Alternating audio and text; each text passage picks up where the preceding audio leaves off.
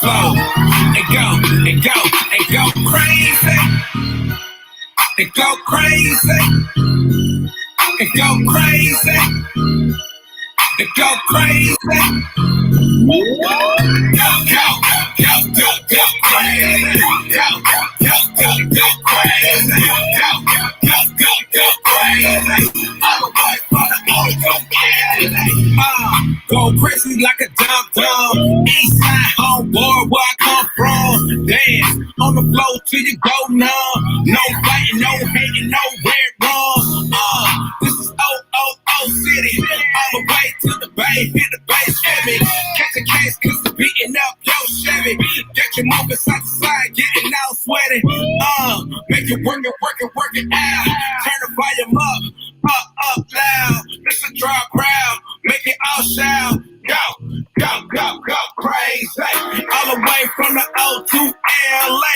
Hit play on the track and I'm ready. Like a quarterback, Tom Brady. Get you all in the friends. Go crazy. Go crazy. Go crazy. All the way from the O to LA.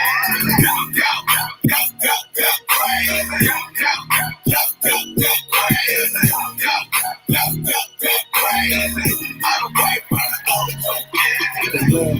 We hope the blessings of the club. They tear the woods, turn the steps up. Everybody's heads high like the drug bust. We're from the west, homie, got to get the dubs up. Baptize them on the spot, fill the tubs up. Crap now, stick the blocks, fill the cups up. Jodo, original, the house Proto. I go, crazy, yeah, loco, and solo. The coach, you know, I represent the Ocho. Mercy together, put the devil in the choco. Either I leave him on the mat flat out, I sleep until he black out, or when they see him tap out, they go crazy. Go crazy. Go crazy.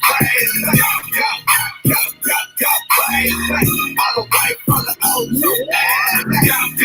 Go crazy. Go crazy. All the way from the old to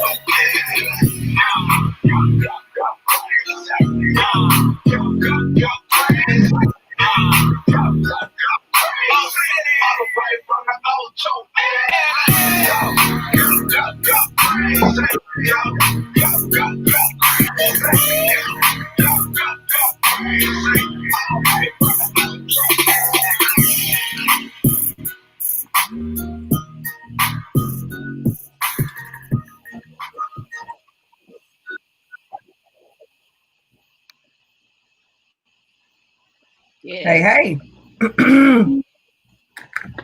What's going on? It is 8:05 on this fine Tuesday. This long, drawn out, long awaited, did you do your duty? Is you not doing your duty Tuesday? Okay. And we are so glad that you have decided to slide on in as you decompress and chill on out with the scoop. Okay, so what's up? We are so glad you are here. We are so glad you made it through the day. We hope that you are well and that you are ready to chill. We've got some really, really good conversation in store for you. And we are glad. I said that already. We have some really good information in store for you. And I'm going to tell you how we get down around here if you're new. The Scoop is an interactive show. If you can tell, this is a live stream. Got a lot of stuff going on. And a lot of stuff includes you. So what we would like for you to do is find the live stream that is entitled The Scoop.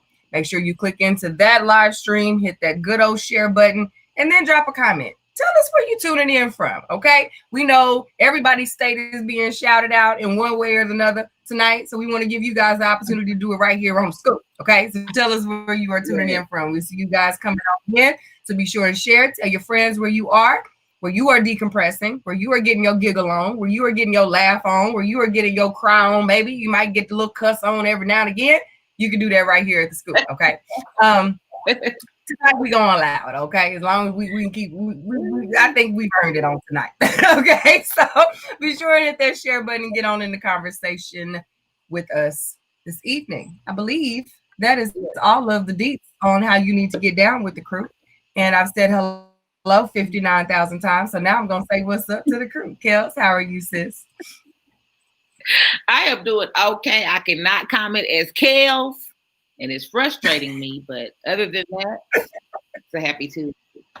You know, technology has just been a real hater lately. Like I don't know, like Mother Nature and technology like teamed up and was like, you know, hit us with the 1-2.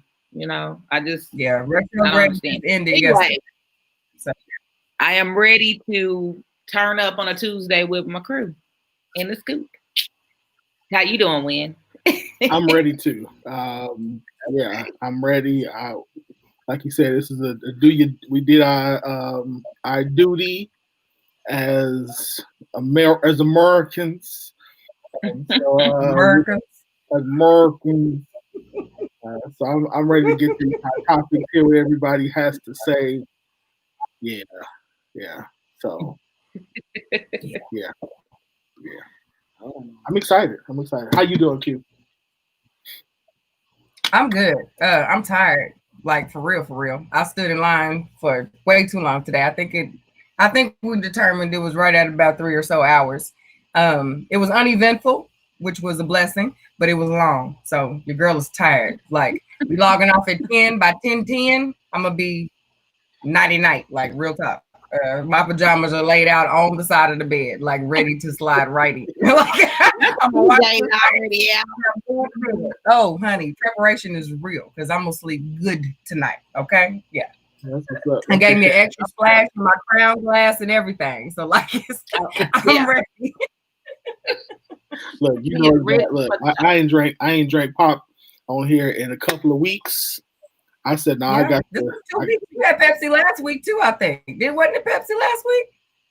You get out that soda, no soda. Yeah, get off that soda. I did last week because I was tired. So I've been, No. Yeah. So no pop. No more. After today. That's it. Look, it's it for you to pop.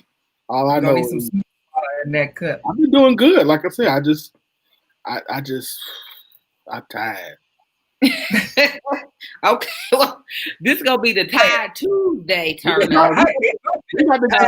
These hot topics about to wake us up. So yeah. The Tired Tuesday turn up. Let's go on to the top. Hot topics. What we looking at, before we jump into what we looking like? Let's see. So we still at so it's still 40-24, 73-48 for Biden. For the electoral vote? Yeah, still 73-48.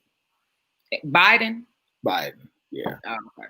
But Florida looked like it's about to go to Trump. So if Florida go to Trump, then that's not good. So, well, that's good for Trump. So, all right. Anywho, on to the first hot topic. This was a question posted about financial security. One of our active scoopers,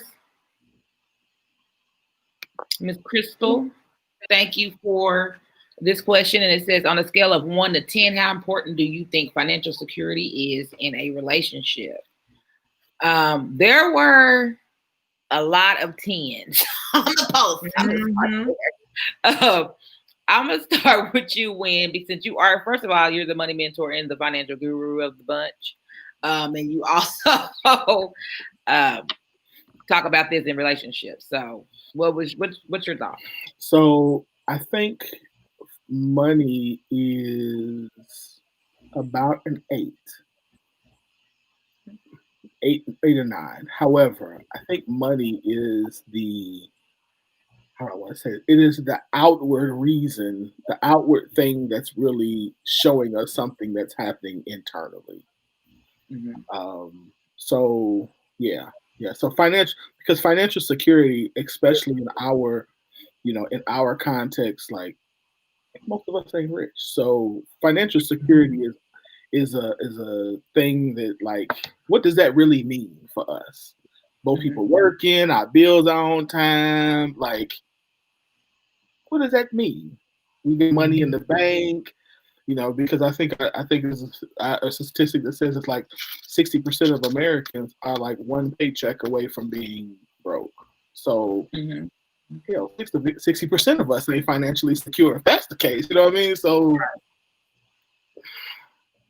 So I think it really is, what financial security is important. And I think what it really says is that something else happening or not happening that we should deal with, that if that's taken care of, we will have what both people consider to be financially secure, financially secure relationship. Okay. What you think? I think that this question will vary based on the age of the folks and the direction of the folks. I think when you're younger, for me, when I was younger, I was way more willing to figure it out. Even though I'm still very stability driven, like I like things on time. I like to know, like I've always been that way. Little bitty girl, I've always been that way. But I understand that there should still be room to grow. You know what I mean? Everybody's not going to get that, including myself, right out of the bat. So you had to allow for that. Now at 36, I see myself as almost 40, and I don't have a lot of time for a lot of that, figure those types of things out the way that I did before. So I think in the beginning, I think it's not as important. As long as we're not starving and we have a roof, we all right for a lot of people. But at this point, I'm gonna need more than to not be starving in a roof. Like that's not acceptable. You know what I mean? So I would say now it's definitely more about a 7 or an 8, because finances can change on a drop of a dime. So, you know, you can't weigh your whole relationship based on how well you pay your bills or your credit score or whatever. That's just keeping up with a calendar and making sure you go to work. You know what I mean? Like there's no real difference. You just got a halfway adult to be able to do that. You know what I mean? So as far as a relationship, I think right now, because we're trying to bridge gaps in our community, it's bigger than it should be, because we're not really paying much attention to the relationships. It's all about what everybody's bringing to the table. But the table is literally sitting on the floor. The table ain't got nothing in their leg at all, but it's money on the table. You know what I mean? Like, ain't a leg to stand on, but it's some money on that table sitting on the floor. So, you know, these kind of questions, I'm with Win on that. Like, what does this really mean? Yeah, like we leaning real hard to the left, but, you know, but the bag is heavy. Okay, but y'all don't, you know what I mean? So I think this question is good. We have to put the entire finance thing into perspective. Like, is this 1 through 10 out of 100? You know, we're trying to get to a total of 100 and we're only giving 10 points to finance. If that's the case, then all right, maybe I can go with that. 10 can't be the end though. Like, if we can't go with it, that be it. Like, I'm not. I think, you know, it depends on the interpretation of what you're talking about too, because when I read it and about financial security, I think that not even just in relationship wise, but just in age wise, it would have been okay. Not even attached to anyone. Just when I was younger, money and anything, you know, just wasn't that important. After living and going through things with those that weren't necessarily financially secure. Now I'm like, yeah, it's gonna be out there. You know, I'm 10. You know, I may go to 9 if everything else is good. Okay, then we can kind of go down to a 9 or 8. But yeah, I'm just, you know, with what I want to accomplish with a partner, that is high up there. I mean, and I realize I'm not gonna bend on that. Now let me ask you this question, Kel. So when you say it's a 10, it's high up there for you, why? Are you saying, when you say financially secure, does that mean he has to have a job? Does that mean like he just has to be able to take care of himself like an adult male should? Yeah, you have to be able to take care of yourself legally in some way, shape, or form. Okay, so to me, that says you're an adult. Like that doesn't mean when I hear that, that's why I asked. Yeah, but. And I recognize that everybody. Yeah, but when I say take care of yourself, I'm including self-care. I'm including vacations. I'm including what you like to do. I'm including entertainment. So if you just paying your bills, I think y'all simplifying adulting a little bit, you know, in my eyes. So adulting to me is I can do what I want. That means if I want to go to Jamaica next month, I can do that. If I want to, you know, whatever I want to go buy me, I can do that. So to me, it's not just paying your bills. Okay, and that's why I asked the question. That's a good question. Yeah, that's why I said it's really based on your interpretation. But I don't think it always has to be like Hugh was saying. I think that is more realistic to say this is 10 points for this. You know, we have 100 points in a relationship. This is the 10 points for this section. Yeah. So I think in that retrospect, yeah. But I don't think there's anything wrong with it being high at all. I don't either. I don't think it is either. I think that people who don't make it high are usually the one, in my experience, are usually the ones who are calling me saying, or whose spouses are usually calling me talking about to leave him or her because they spending all my blankety blank money. So in my experience, it's the person who in the relationship who cares the most about it. That's like, this is the problem. Yep. Yeah. I mean, but again, I think when I say it's a symptom of something else, it's usually a symptom of we just not on the same page and we ain't figured out, like you just said, what this really means to us. So to me, like I said, to somebody, and y'all know my story of the person who told me that money to them, having enough money just meant that they had enough money to buy a video game and buy a cheeseburger after they paid their bills. I was like, that's all you want. And that was all this person wanted. And so I'm like, but when I asked his fiance was like, no, I want to go to trips. I want to do this. I want to do that. And I'm like, y'all see the problem here. This is his goal. This is your goal. We don't have the same goal here, people. Yeah. Once we you figure that out, it was like, oh, now he like, oh. So, yeah. But people hate to talk about it too. Yes. Yeah. And I think even as we've grown and learned to know we need to discuss it, like now it has turned into, if a woman brings it up, she's flexing or puffing her chest out, or it's not a good thing to worry about that. And then if a man brings it up, then we're mad at him saying he's just trying to flash his money. So I mean, we've gotten so much of those extremes. It's still a touchy subject. As much as we talk about it, it's still super touchy. It is. I totally can't wait for the day it's not, because it shouldn't be. How do you try to run a household without knowing being on the same page with money? And again, like when we were younger, that made sense to not, maybe we didn't know that at 19, 20 years old, especially in our community that doesn't really talk about money and at home. So, I don't know about you all, but in my house growing up, like the only discussion about money, it was my dad was like, don't have bills. Okay, go make a lot of money.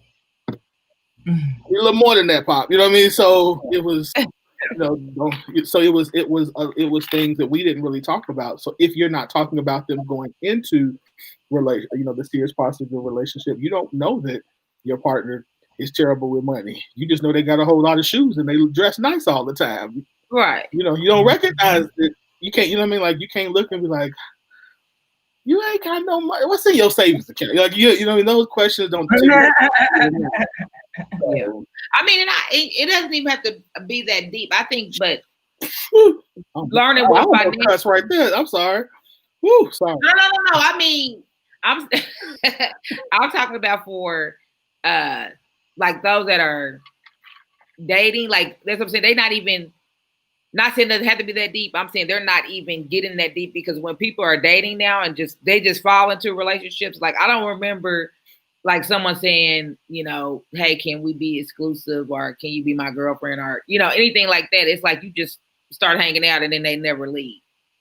So you ain't discussing nothing. You just having sex. You just having sex. And you just moved in. That's what I'm saying. You were having sex and then you never left. I'm talking about those situations. There's a lot of situations that nothing is being discussed. So this is not. It's not going to be discussed until a problem happens, till it erupts. Yeah. You're right. All right. But let's see. Do we have an update, or are we gonna go on to the next topic? We good.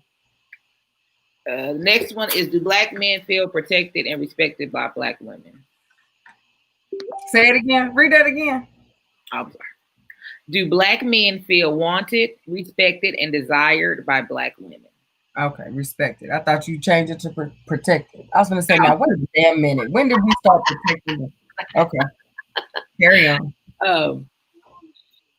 Yeah, this has been a hot topic for a while, I think. We've seen this. Mm-hmm. And I thought, well, no, I'm not gonna say that.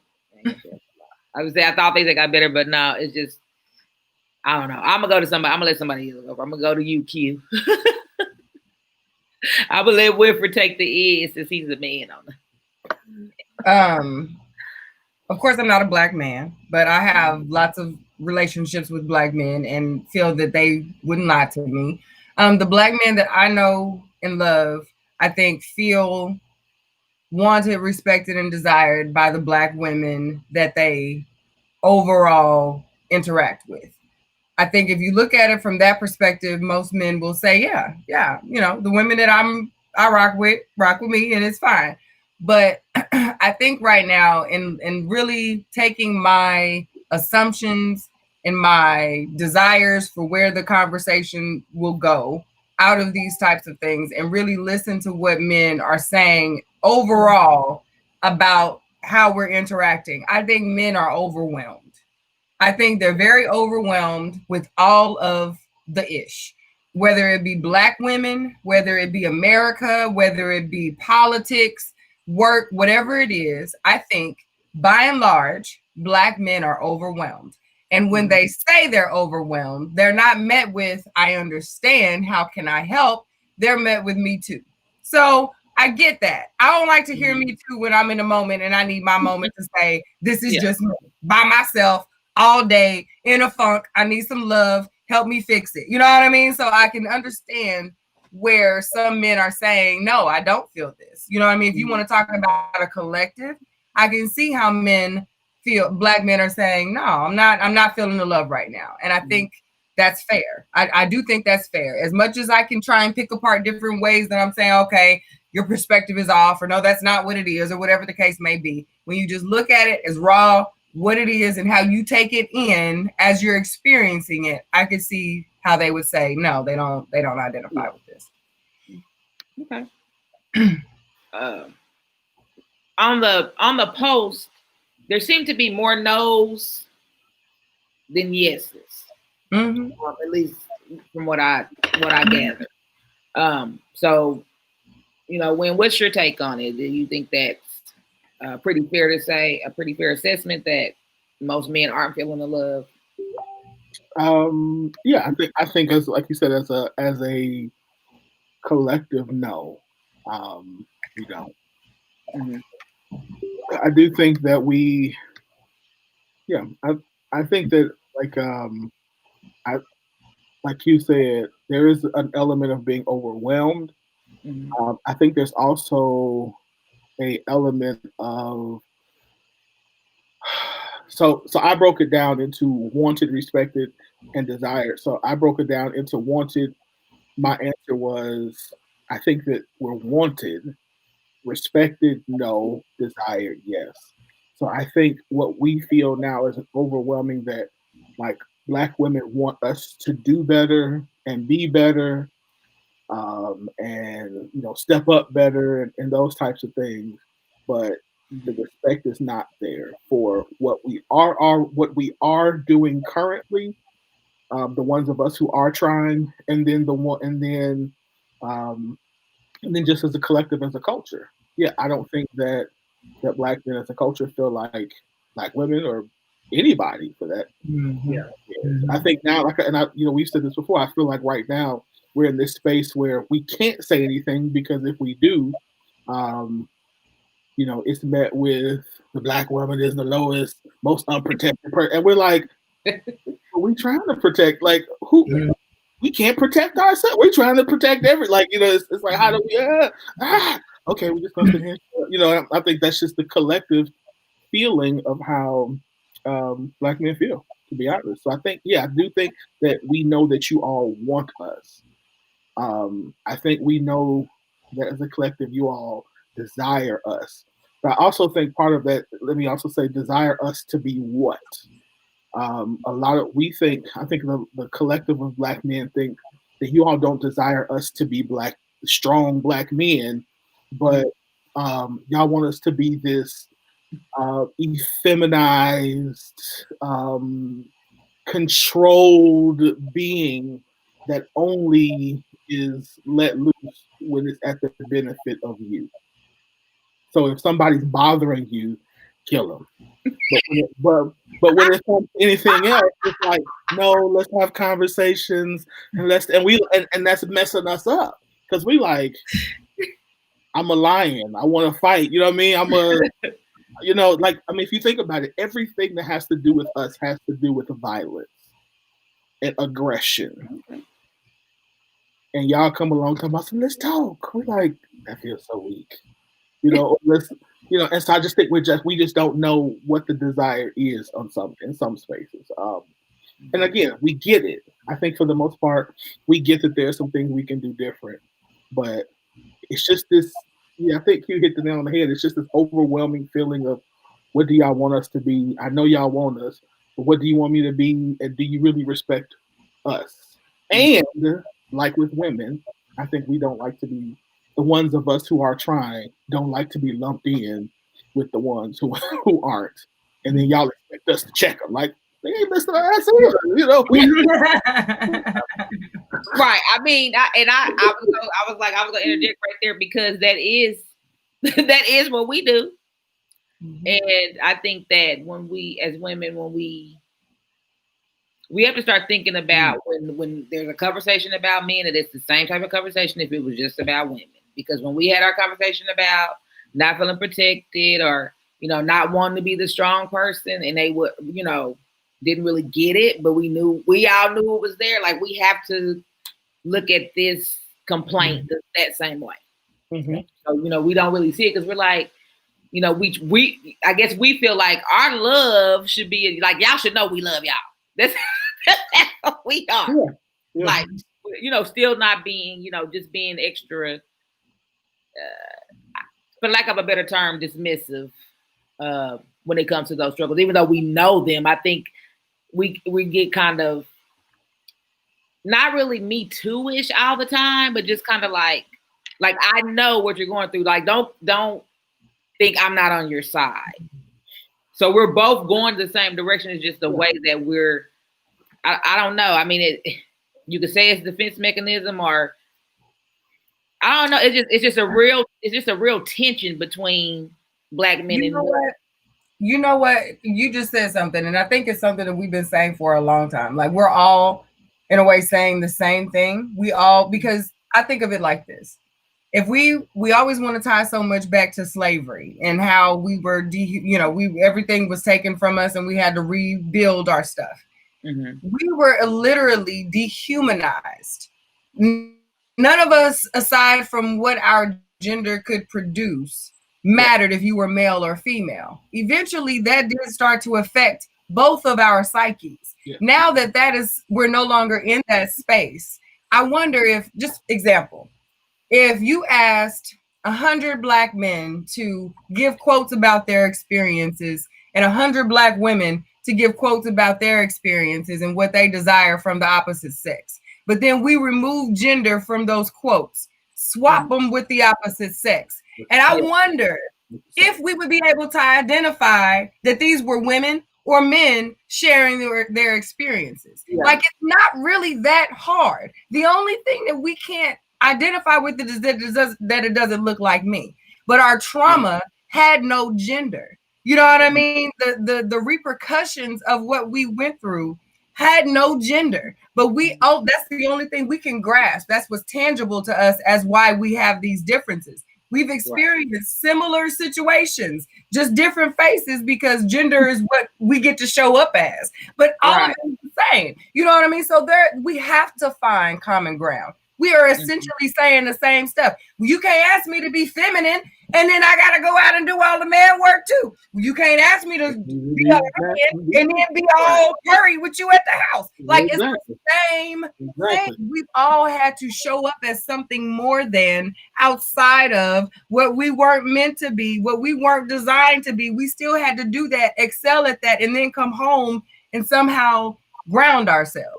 You know what I mean? Like, it's not going to be able to happen until we can understand that someone else needs grounding too. It's not just us floating out there and needs to be brought back. You know what I mean? So like that, these questions, I really, really think we just gotta, and I know we always say that because we don't want to get drama in our comment threads, but it's really like, it's not so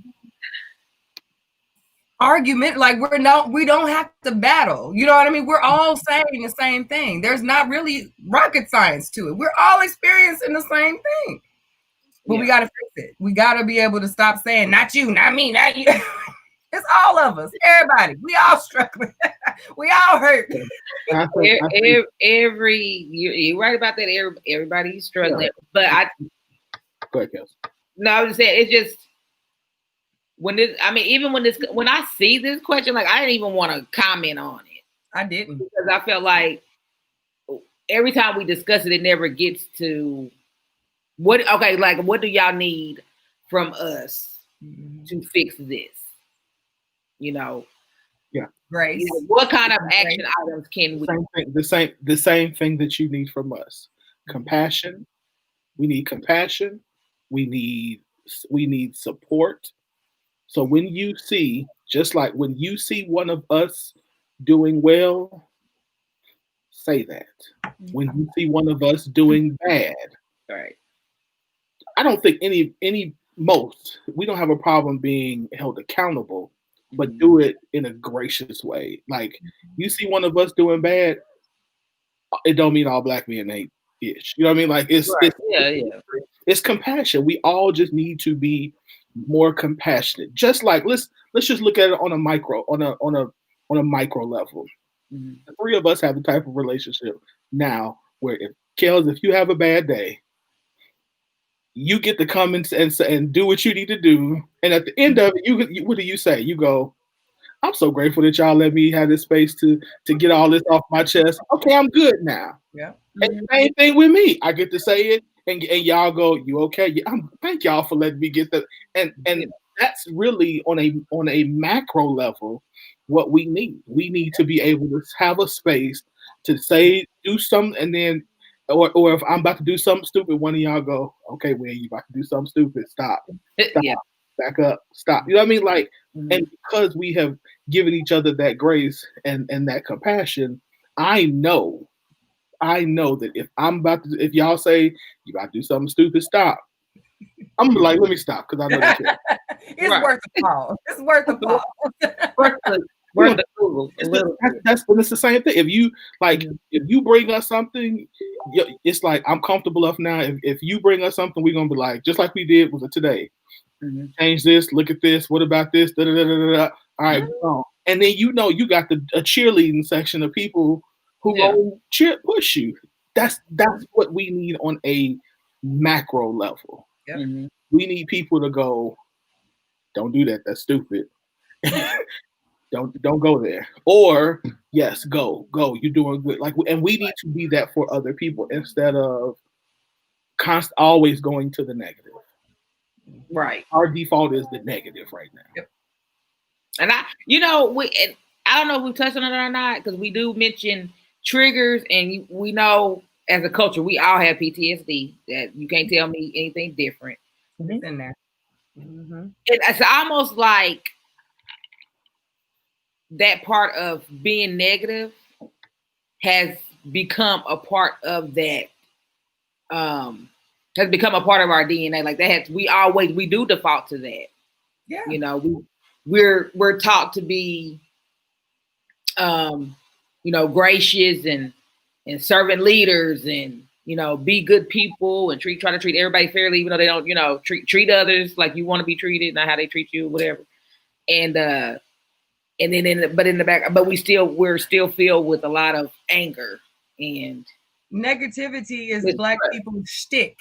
Yeah, like we go through the worst so we can excel. Like, you know what I mean? So before we can even see positivity in an idea, in a shift, in a transition, in a thought process, before we can see positive, we have to see what hurdle will we have to overcome to make it so. You know what I mean? So even if you say, "Hey, you don't have to yell to get that point across." Well, I mean, ain't nothing ever been changed without somebody breaking something down. Like, okay, but I mean, did we try to not break it down first? Like, you know what I mean? Like the idea of something different is always like, because that is our thing. We never had positive first. Yeah. Like, you know what I mean? Like, when were we ever able to look at the positive of a thing? You know what I mean? Right. So it hasn't been safe. It actually works. to be positive first. Looking on the bright side could have you on the dark side real fast. Be ready to, on the boat in Shackle somewhere. Just go. Like it almost like even to that point, like you maybe think about something else, like it's almost, it has become part of our, like literally part of our defense. Like that has become our shell. Yes. It is our. We read. I mean, all the reading and talking, It is our defense mechanism from being hurt, but it is also the thing that keeps us from experiencing love, wealth, real relationships, good mental health, real friendships. Like we can't being unified because think about it. What we just talked about 2 weeks ago, Ice Cube come out with a plan. Let me pick it apart. Let me pick him apart. Right. Let me pick the plan apart. Let me pick his day apart. He just a producer, movie guy. He was just rapping about F the police. Like, wow. Let's look at the plan. Like, can we look at the plan, please? Right. Read the plan. I read the plan because it's Ice Cube. Right. He didn't write that. He didn't. I mean, just so negative. You don't think oh, okay. That it makes me.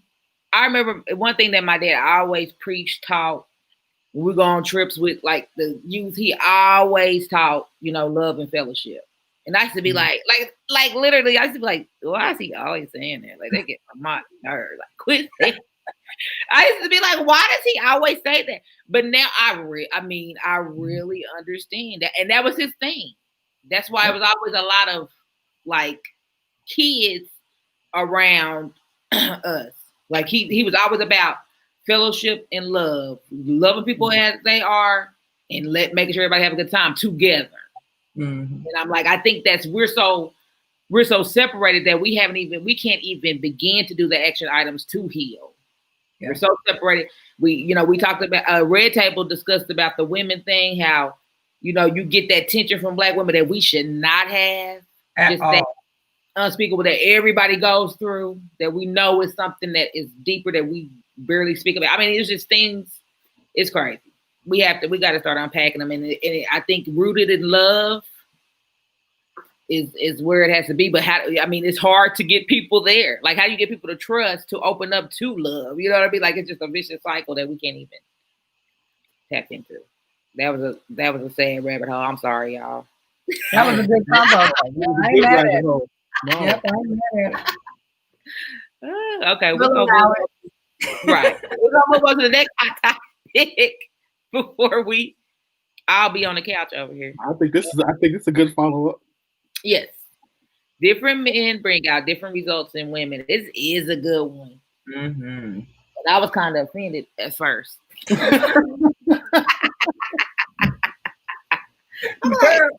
Why we gotta give credit to the men about them? Something good. Right. But no, after thinking about it, like I said, just that first interpretation, I think it's true. I'm gonna start with you, Q. I'll be brief. I think so. Yes, I do agree with this. I'll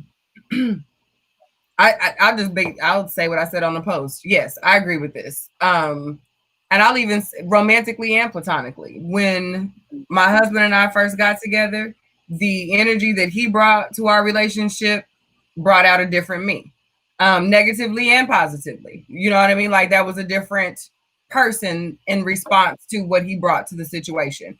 As we've aged, matured, gone through different things, the way he comes to situations is different now. That brings a different me to the situation. So we get a different way of working now. And I think because I do try and consistently place him as the head in our situations, that has helped us maneuver things differently because I do kind of feed off of his energy. When it comes to my platonic friends, there are some men that I know and love and have had amazing conversations with, amazing relationships with, that I know are solid and feel that same way about me, who would argue somebody to the ground if they were to tell them that there was something crazy about, you know what I mean, where it would come at them left about Q Willis. You know what I mean? They're like, no, not her. And that doesn't even mean that they constantly agree with me. You know, they're not kissing my butt and nothing like that. We just have that type of relationship. That's because we came together on a energy, you know, our energies mesh well. There are some men that don't want nothing to do with me.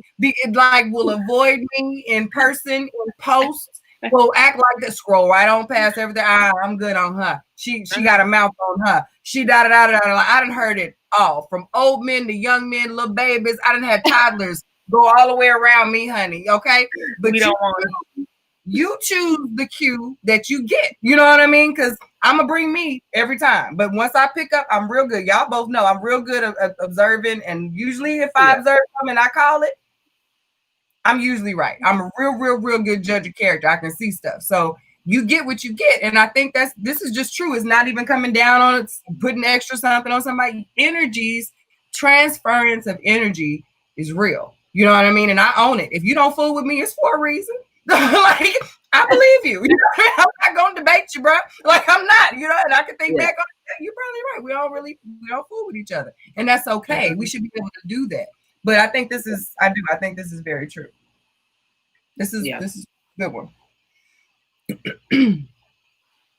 I'll go there. I'll let you bring it out. He and the amen circle. You know, I had to think about it because I had to think about all relationships I had with males. Mm-hmm. And I was like, for me to, at first glance to be like, what is that? And I said, and then my very first best friend growing up as a little kid was a male.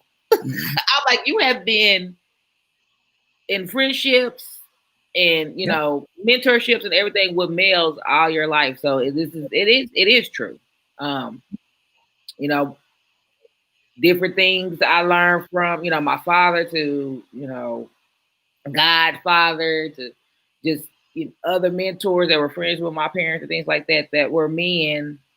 They do, even platonically or as a father figure, or whatever, bring something different out, you know, and you know, it has to happen in relationships. Now, it didn't say, like you said, didn't say the results. What the results had to be. So it is true. I think it is true.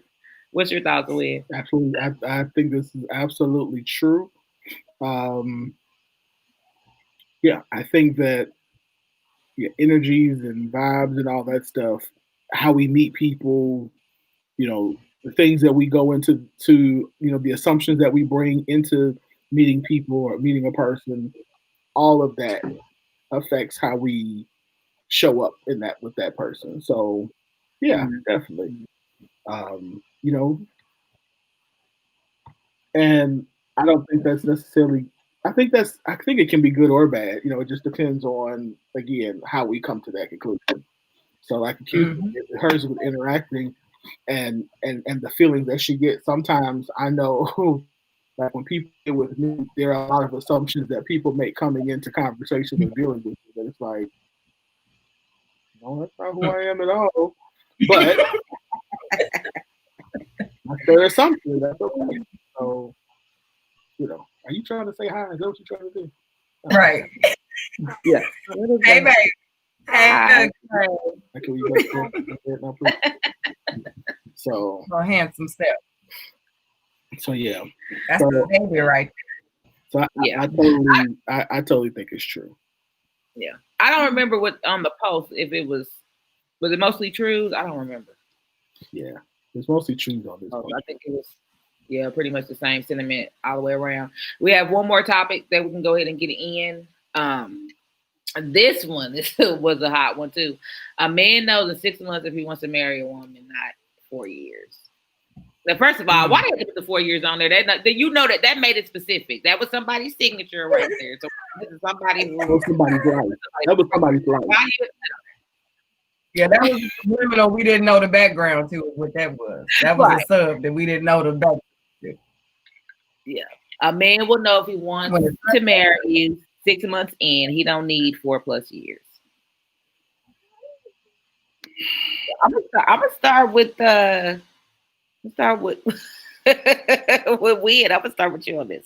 Okay. So what I said was, I think a man in 6 months can know if you are the type of person he wants to marry. But I don't think that in most incidences or relationships that a man knows if he should marry you in 6 months. Now let me say the difference. The difference is I can meet a woman in 6 months. I'm like, you know what?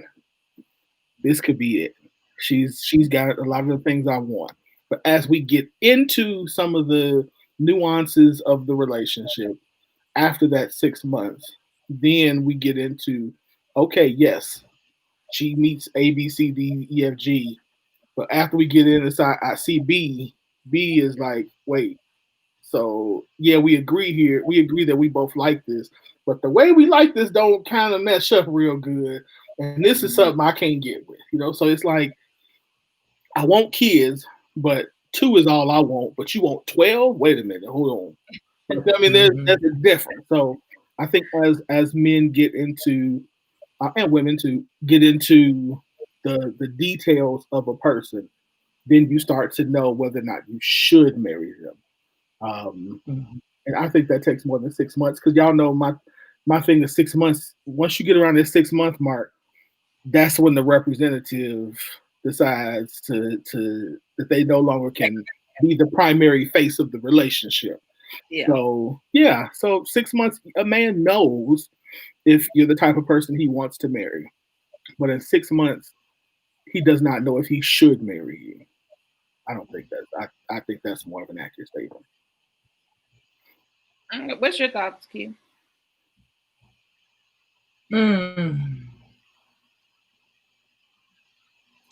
I think what Wynn said made a lot of sense. From the men that I know in my life, they don't waste a whole lot of time, but they're not a rusher either. So where I don't think 6 months is necessarily enough time, I had to think about the timeline of James and I. Like we met in, I think it was October. We made ourselves official as dating on Christmas Day, and Valentine's Day. He had pretty much told me in my gift, he had pretty much wrote in the gift, will you marry me? So at that point, he had already thought in his brain, like, yep, this is, like what Wynn is saying, like, this is the type of woman I want. When I graduated in May, he gave me a ring, but it was still 2.5 years after that we actually got married. You know what I mean? So we went through quite a bit, and we had to do quite a bit more before we were actually married. So it didn't take 4 years or 4+ years, but it wasn't, in immediate, as soon as I was, able and we were free and there you go, you're married. Like there were things that had to take place. And even then, now that I'm older and I've had experiences with other men as they make this move, I think the same thing. It more aligns with, this is the type of chick that I want, not necessarily the chick I want. You know what I mean? And if it doesn't work out in month 10, 12, 14 or whatever it is, then now I know more about the type of woman that I will marry long term. You know what I mean? Like I've gotten more of an understanding of what the woman that I want to be with looks like. You know what I mean? So that's how that happens. I don't like the 6 month time frame. We are rushing the hell out of relationships these days. Why are we trying to get married in 6 months? Like, when did a year become a bad thing? Like, I got a year for forever. You know what I mean? Like, you can't invest a year in some change for forever. Like, I'm going to need us to do that. I'm going to need us to not. And I think I think the interpretation there got misconstrued, because if you read it, that's his post said, a guy would know if he wants to marry you in 6 months. It says wants to marry you. It doesn't say get married. It doesn't say propose. It doesn't say any of that. Says wants to marry you. So I mean, the poster could have been very well thinking the same thing that you both have said.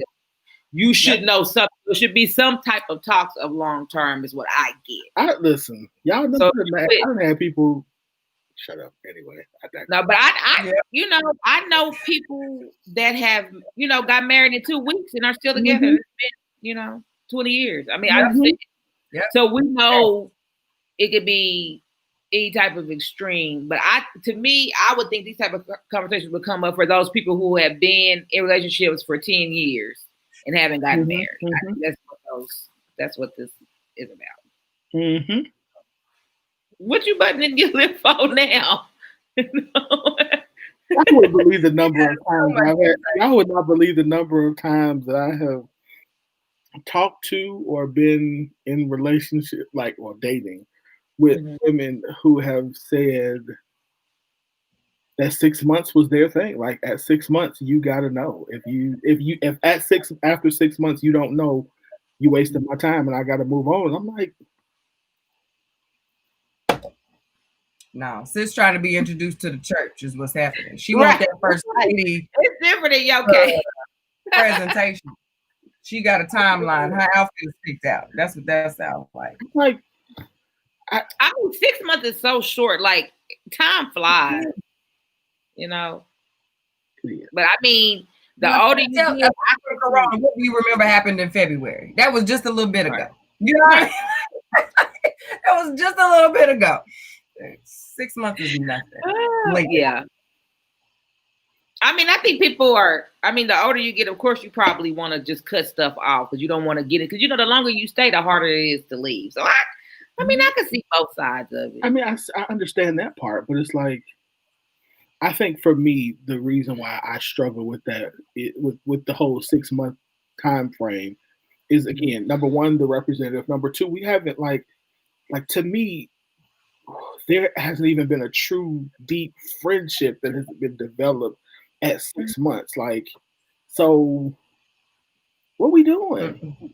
Like, we can talk about it. Again, I'm all for talking about having conversations early on that if we have the, we fit lifestyles and stuff like that, but to be like, at 6 months, I am sure you are the person for me.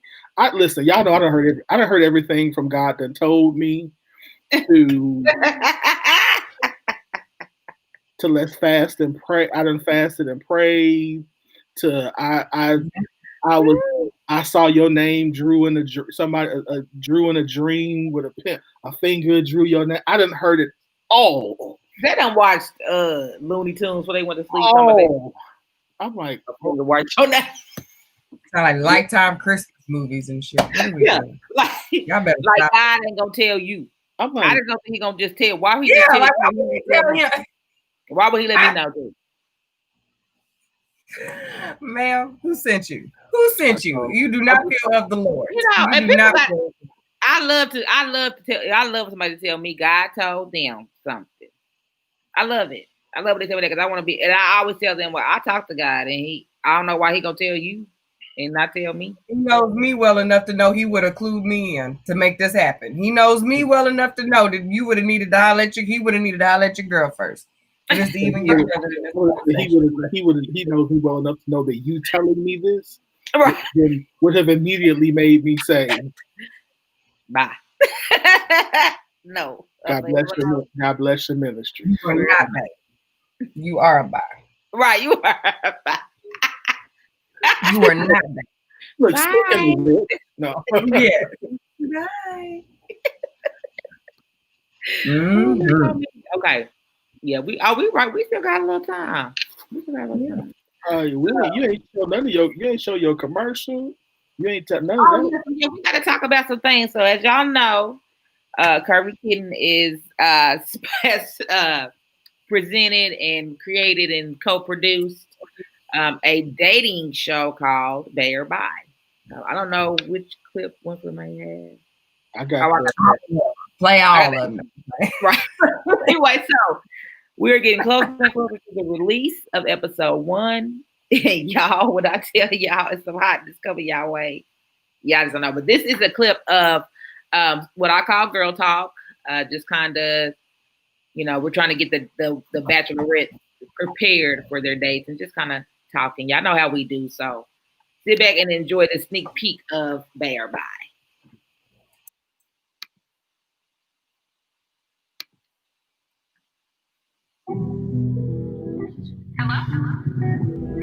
Hello. show was continuous talk of bad dating and how bad it is today, nowadays, how it's getting worse by the minute. My son is 12 years old and he's worried about me embarrassing myself. Yeah. You don't do the mom. Yeah. They don't think I'm the mom. So what was one of your one of the best dates you've been? We went skydiving. I was just because of the dynamic like that. And he pushed, and I was nervous. It was so fun to jump on. Let's see. So a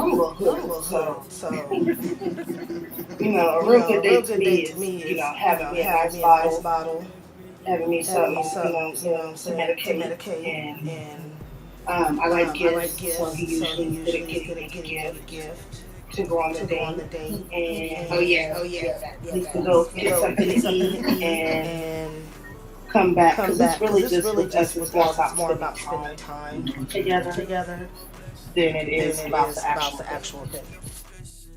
Like, you know what I'm saying? So you hope his breath don't stink, you know what I'm saying? Hope he's a gentleman.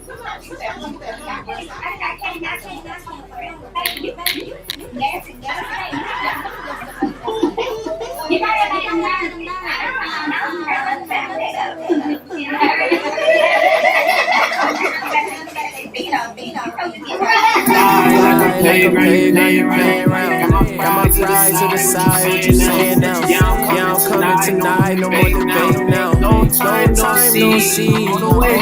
It is slow, like the only thing on laying down. You know.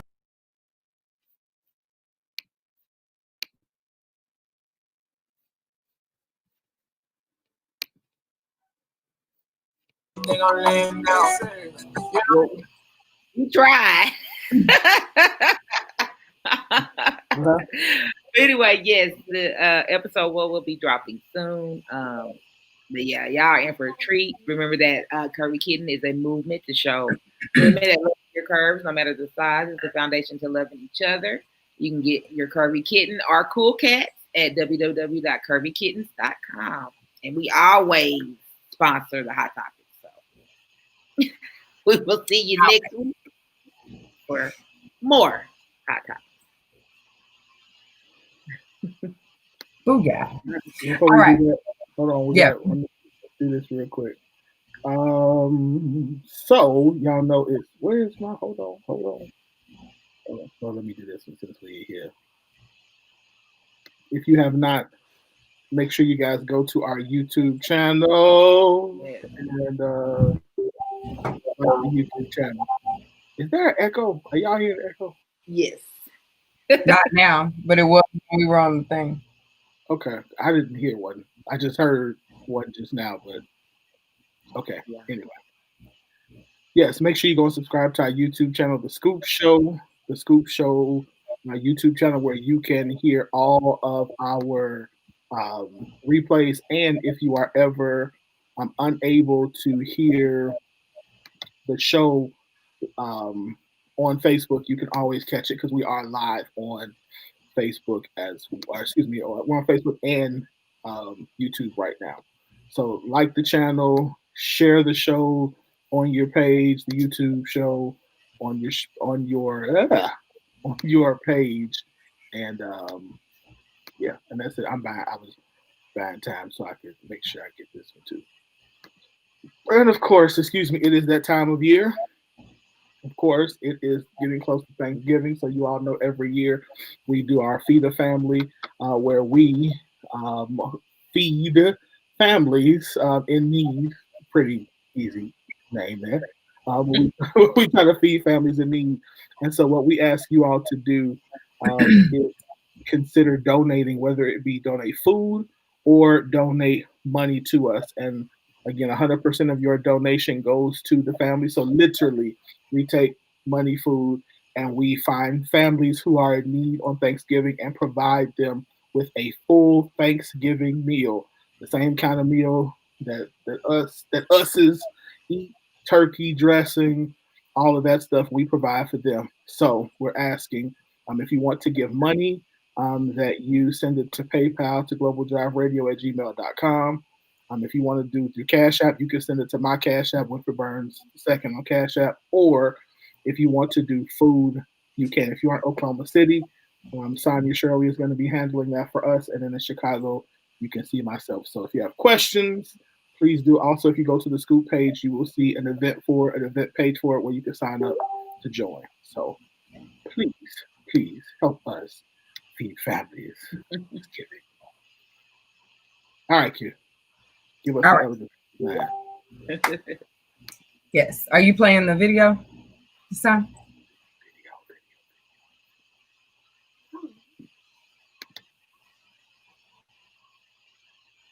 Yes. So, yes.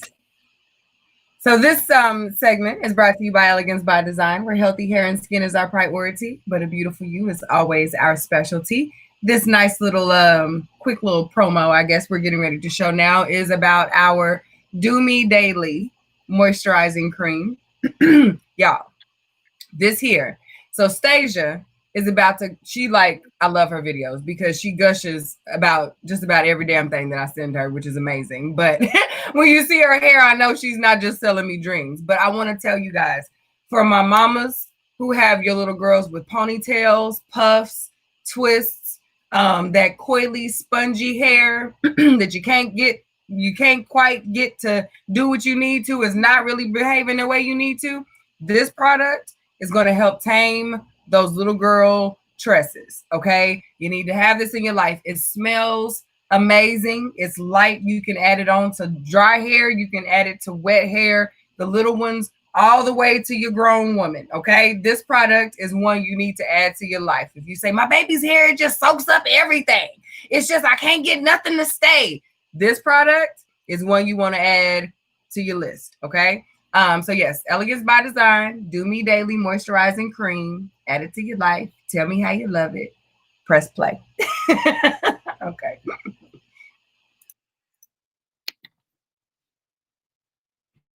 Like, I'm obsessed. It makes it so much easier to comb my hair. Like, I'm working it through my hands.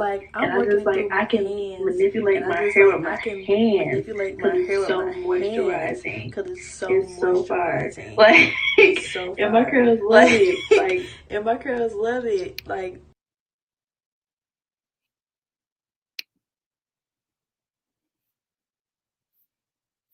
you're on mute. You're on mute. Yeah, I know. I caught that. So yeah, if you want to gush and feel all wonderful with your tendrils and your curls like Stasia, that's what you need to do. Okay, Do Me Daily moisturizing cream, Elegance by Design with the Z.com. All right, now back to the show. Okay, so we have a meme for this one, don't we? Don't we have a post for this to bring some backstory? Yeah. Okay. So this side of the show, we are talking about who has more tolerance here. Okay. Who has more patience for what we really didn't ask for? Are men more tolerant of having a woman with flaws, or are women more tolerant of men with flaws? So I thought about this question in a lot of different ways, personally. I think the law of numbers comes into play here. I think overall willingness to do it over and over and over again also comes into play here. And with all things relationship, this is a very individual thing, and it's going to vary from person to person. No person is the same. No gender is a monolith. You know, I got to get all those asterisks out of the way to actually have the conversation. Disclaimer. Yeah. So, like, now that we've gotten all those things out of the way, now we want to know, are men more tolerant of having a woman with flaws, or are women more tolerant of a man with flaws? Hell, since you've been throwing it back and forth to us all day today, I'm gonna go to you first. What are your thoughts on this? I definitely think women are more tolerant. I've always said that. I've said that when it comes to looks. I've said that when it comes to kids, money, all of that.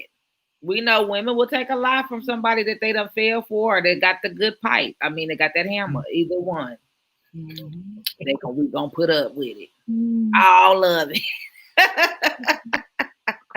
We gonna try to fix him right. We love a good project. We got time. A lifetime. All the time. Bring you and all your flaws and all your great sweats, and we go. Like that's just, you know, that's not right.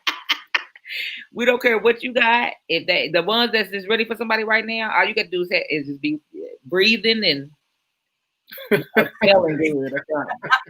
I'm just saying. So yeah, all this men are more tolerant. I'm like, where in what universe, on what planet are men more tolerant today? Today, 2020. Right.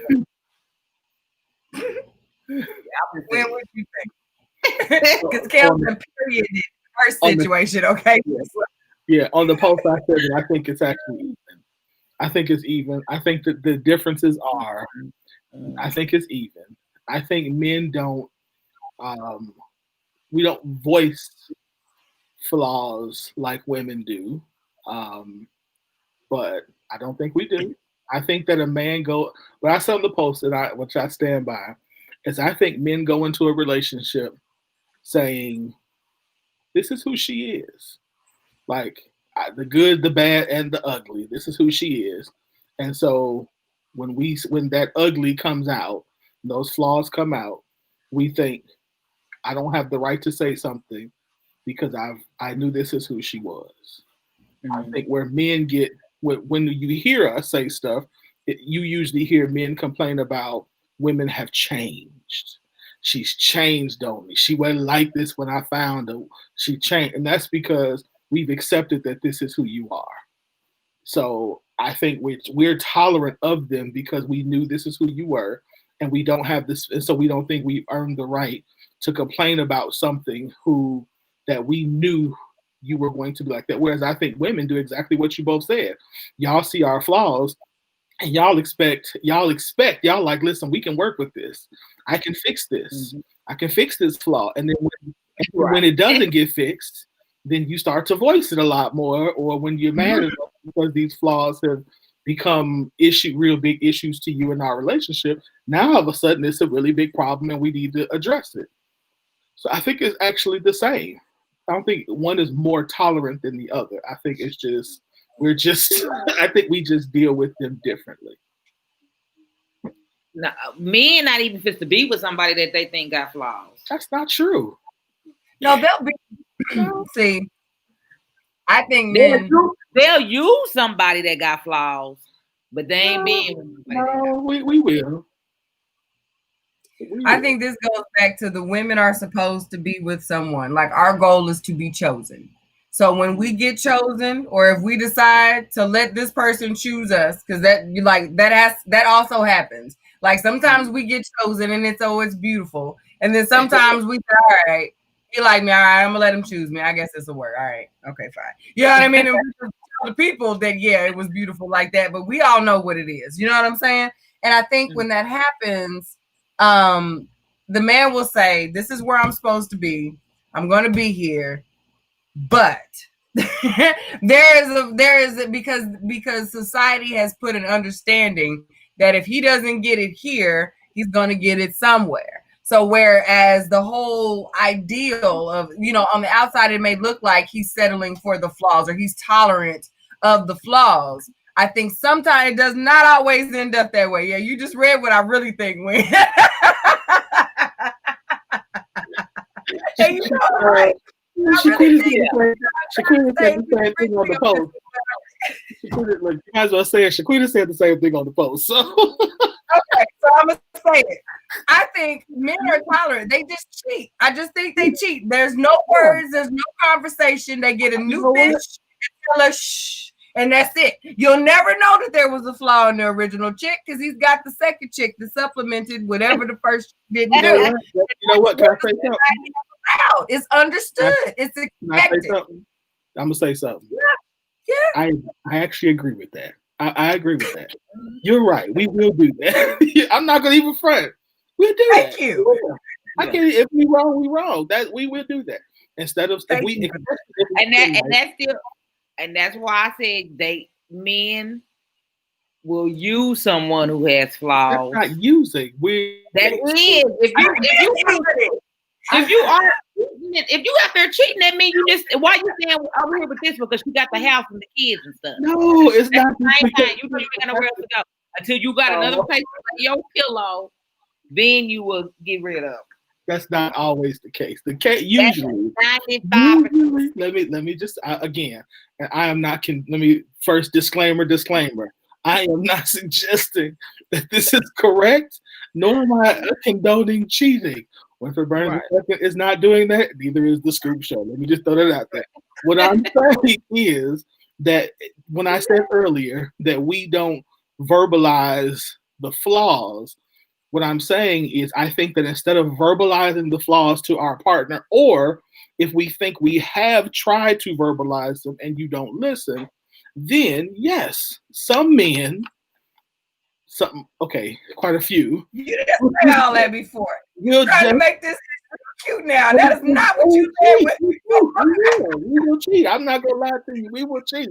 We will. And it's not right. It's not right. It's not.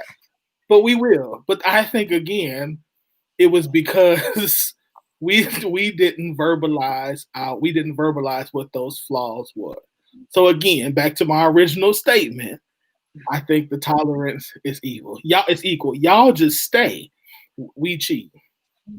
You done added a whole conversation where you tried to address flaws and emotion. That is not what you said. That is not what you said in your initial response. Fellas. Yeah. So men are not more tolerant, like we are. We are tolerant. No. Yes. If y'all didn't have if you didn't have the flaw, we wouldn't have to cheat. So fix it, Kels. I know black men don't cheat.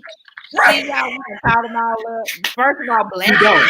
We don't. They not tolerable at all. Not tolerant. We don't cheat. Okay. Anywho. Yeah, you want yourself into that. We don't have a backup. This ain't Hot Topics. We got another topic after this one. We got one more. We're come back. Move on. Hold on. We knew this was gonna get rough. We filled in a second one. We never have a second topic for this episode. You knew today. You knew. I'm gonna need a backup. I'm gonna need a redirect. Okay, I'm gonna redirect. Sustain. You have mentioned.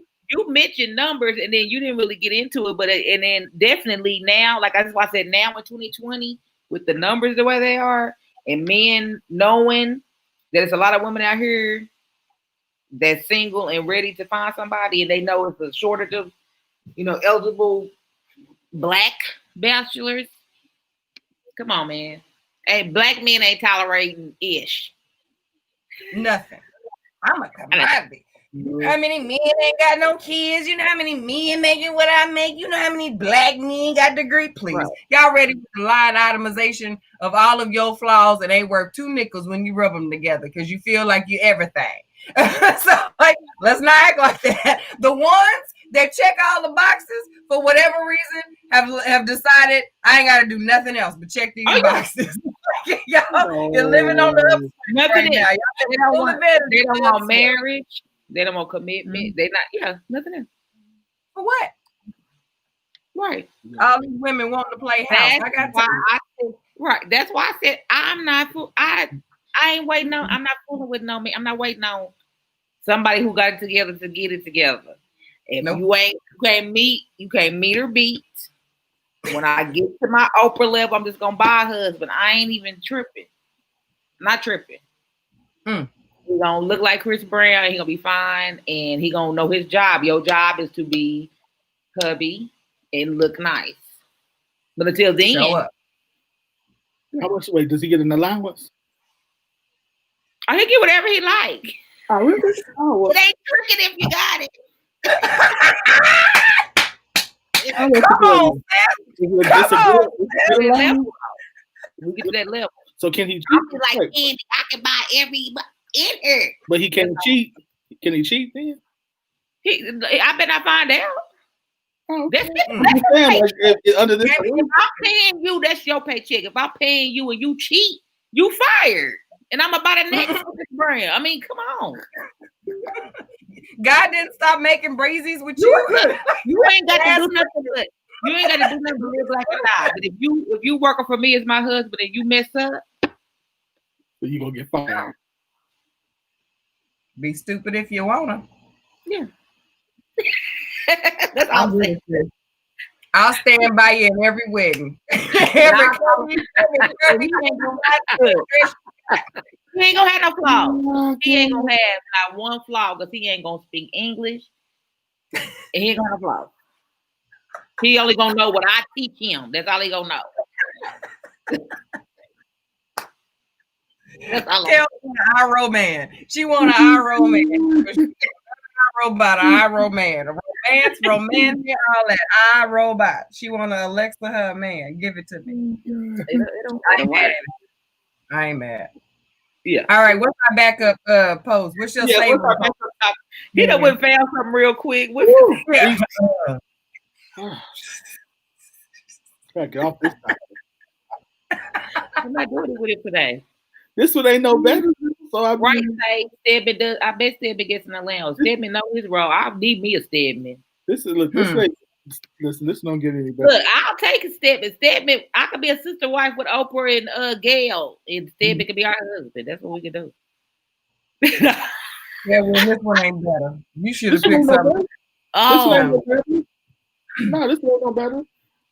Okay, so this here post is one that we've talked about. I know since I've been on the scoop. It makes an appearance every 6 months in one way, shape, form, or fashion. We just put new words around it. But this subject matter is regular, okay? But I have to say that this go around, it was a little interesting, okay?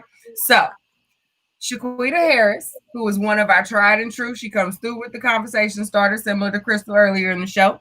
She says, question. Men always state that women's emotions are tied to sex. So since you know this, when you hurt us or piss us off, why do y'all expect us to still want to have sex with you? Do you expect this notion of our emotions being tied to sex to go away because you're horny? You still haven't fixed the problem. Yet I'm supposed to be turned on by you. Make it make sense. Yeah. So this conversation had, as you can see, 126 comments on it. There was deep. These threads within threads got long and drawn out, and lots of words were said. Okay, lots of words were said. And this is one of those things that I think brought it back to what we were talking about earlier in a way, where we just missing each other. Like, you know what I mean? Like the understanding that needs to be had just keeps somehow missing each other. It's like literally like, you're just doing that. So what I got from reading the comments was men see sex as their lead-in to the conversations that women, based on comments, need to happen before the sex. So there's a trigger that doesn't get triggered until after the fact, which as a woman, I can only speak from a woman's perspective. And I can tell you, I tried. Andre even came through with the deep synopsis and thesis of how it really works. And I really want to go there, but I can only identify as a woman. So, you know, really, really to my true and true. And I can understand that men connect through sex. However, the fact that men stop at connecting with sex is a frustration point. And I think that's kind of where women were like, bruh. But you did just read the before part where it said sex is tied to emotions. And then we all know that y'all don't like pity sex. Y'all don't like sex just for the sake of sex. Like y'all want us to want it and all that, right? So if you know desire, huh? Who wants it? I said, and enjoy it. And enjoy it, right? So you know that is what you desire out of the sexual interaction, to be wanted, for her to enjoy it, for her to be energetic, enthusiastic. But then you also know you can want those things, but you also know that those things are tied to her feeling easy breezy wonderful, and the stuff that happened before has to be dealt with to get her to that spot. Why do we just miss that? Like, that's what I think kept being missed in the comment. Like, there was lots of explanations of why men do it, but there was no explanation of why do you not see why this doesn't work. Like, lots of women get that after you get that in, you're all warm and fuzzy and really moving all that, but that does, after you've messed up, don't care what it is that you want to make you feel better. And I don't feel bad saying that. After you have viably messed up, like if you know that you did the thing, you hurt me, you pissed me off, you did a thing that you need to be owned up to and accountable for, why do I have to move what I need to make me feel better because you don't work that way?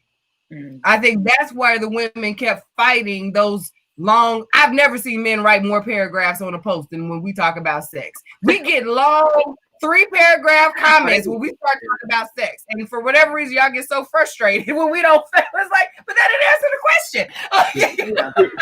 Here's why. What I think, they get deep when it comes. I think that men have the expectation that women even though we know that like there's this emotional tie, we don't understand in the moment why you all don't compartmentalize like we do. So we have the abilities to be mad at you and still have great passionate sex like we ain't mad. Whereas, because we can compartmentalize it like, hey, this ain't important right now. We got work to do. Let's get in. Woo! I'll be mad later. Yeah. Some of the ladies on the post did that they did that, by the way. Yeah. But we don't understand, I think, why you all don't do the same thing. Like, or we don't maybe not that we don't understand, but we don't understand. We understand that you don't do it, but we don't get it. Like, it don't, to us, it's like you missing out on really good stuff. And y'all like, no, I don't want to. Like, it just doesn't work like that for me. And we're missing that for you all. It meshes together. We don't get that there's no sex box, communication, conversation box, work box. Like, no, that's not how y'all get down. Y'all got all that stuff right at the same time. We like close, pissed off box, open, sex box. Right. Let's go into communication box. Y'all like, I guess everything sprawled out on the floor at the same time. And that's where you mess up at. Yeah, but again, men are still missing that one argument that y'all love to say. Y'all love to say our emotions are tied to sex. So why don't you put emotions and sex in the same box? Why do we not do that? I'm saying that's how you get it. Well, first of all, I'm gonna be honest with you. I don't like the first. When I read this, the reason I really didn't respond on this post because I don't agree with the first sentence. When men always say women's emotions are tied, I didn't agree with that sentence. So I'm like, I don't understand on the post. I think that women's ability to enjoy sex is based in part, but I don't think that emotions are tied to sex. So I didn't agree with that. Right. But I do think that, again, I think that the reason why we don't box them together is because to us, they are two separate things. Like, there is an emotion to sex, but the emotion of anger and I'm upset at you is a totally different, like, again, it's like work and home to us. Like, so I don't know why we don't. It seems like willful ignorance, but I still want to fuss like I don't have the willful ignorance. Because to me, women know that there are certain things that we need to do to speak to our men to get them to respond. And yes, this is manipulation. You can be naive. We can be naive and have this conversation that relationships are not tied to some type of manipulation if you want to, but I'm not going to have that conversation. Okay. You got to go to a different podcast to have that non-conversation. Right. But when we deal with each other in relationships, there is a certain level of manipulation that has to happen for the harmony to happen. That is in general dealings with men and women. Women know that men like XYZ things lined up a certain way to get a certain response out of said man. Okay, we know you like your house clean. We know you like your dinner made. We know you like the warm and fuzzies. We know you like the hey baby, what you need. Y'all like that, okay? That is what triggers you to be wanting to do with the things that we want done. Okay, we've done it. We're good at it. So the fact that men know that women like to feel a certain way before they get to a certain thing that gives them the certain thing. To hear men by and large say, well, we don't work like that. You think women work like the way that we work? Like, do you think we would want to do it the way that we always do to get to get the results that we know we're supposed to get from said thing? Hell no. I'll answer it no. But we know that these are the things that men prefer. These are the actions that men prefer. This is the behavior that men prefer. So that's what we provide.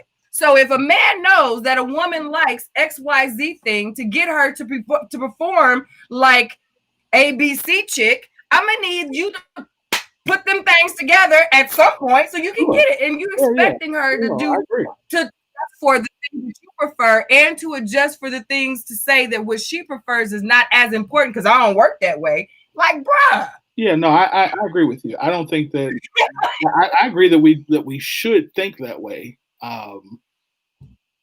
We just won't. No, that's not what I'm saying. I'm saying that I think that it takes a certain, like, it takes a certain maturity to understand that level of what you have to do. Because again, if I'm walking into this situation thinking that what I am doing is that, and that you're still feeling that way, or if I'm feeling like, okay, I don't know why you're mad, like it then at that point to us doesn't make sense why it's still not happening. So yeah, for some is it will for ignorance? Yeah, let's just be honest. Yes. But I think for the majority of us, it is we get that this is what you need, but at some point what you're asking, no, I'm just going to be honest. Sometimes y'all be doing the most. And it's like, okay, I'm there. I'm going to do what I need to do. I'm doing what you like. And you're still telling me I'm not meeting your emotional, like, what are we mad for today? I mean, like, there are some, like, what are we mad for? Like, I did what you asked me to do. I'm doing the things. Now what? And so I think that's, for some of us, we're not getting what are we doing that's making you be emotional to the point where you don't want to do it? I think that's what a part of this problem is for us, for men at least. I can't speak for it. I mean, I guess to me, it's still the whole. Even if we can reduce it down to mansplaining, y'all always mansplain that we can't be friends with benefits, or we can't, date, serial date, or not do things that men do because of this emotional tie.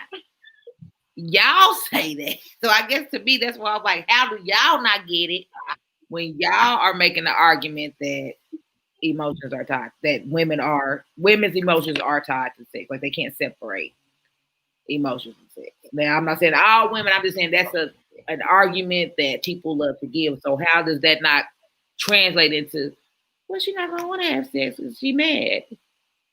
If I know it's tied to her emotions. I mean, I guess. Yeah, I mean, again, I'm not disagreeing with you. I don't disagree that we shouldn't think like that.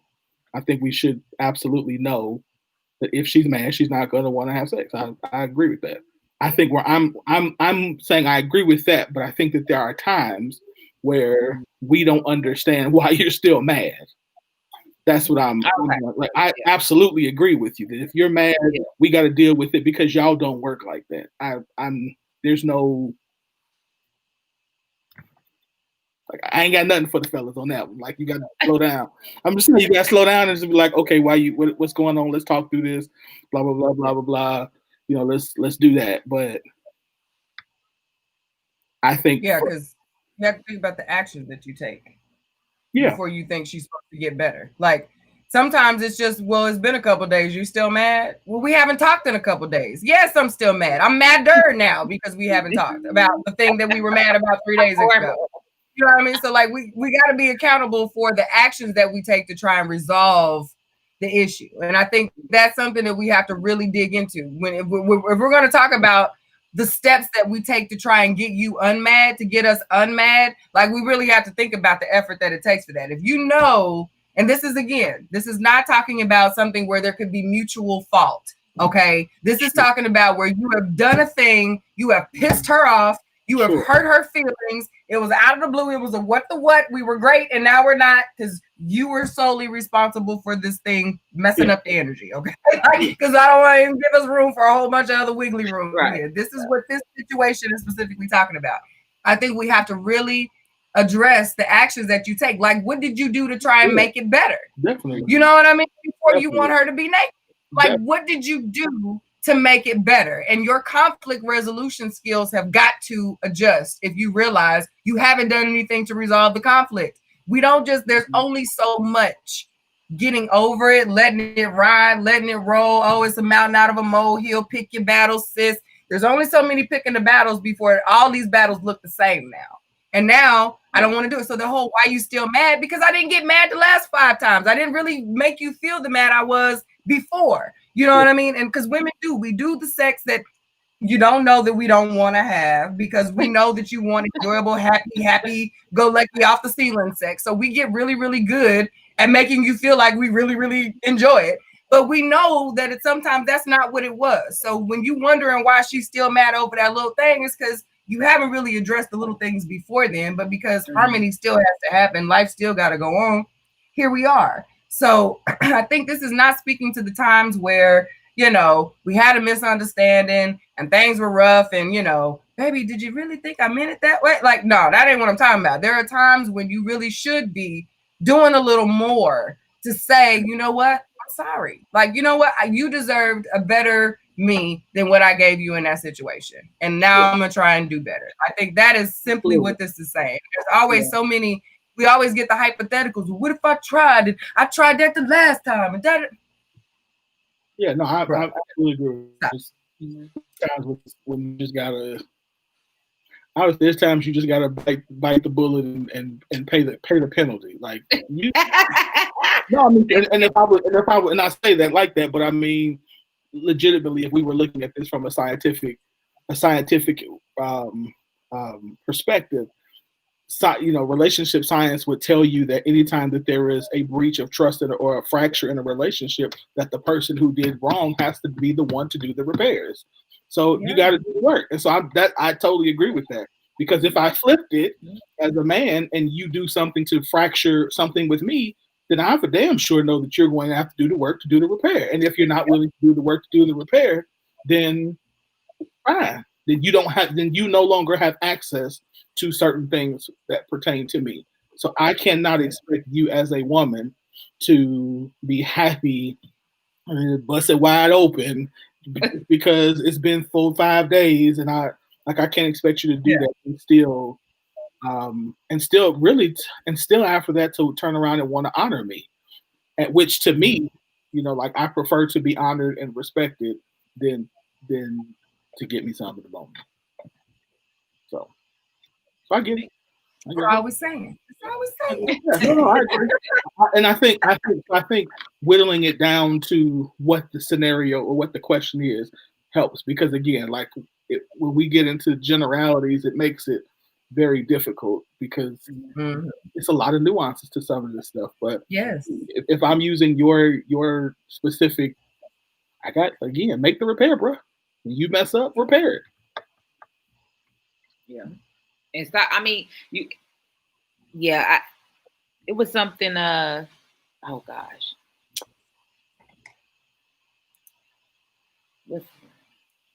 Bishop Martin. When he was talking about just the physiological parts of us, like some of these things, we know that's just how women are going to think. That's just how men are going to think.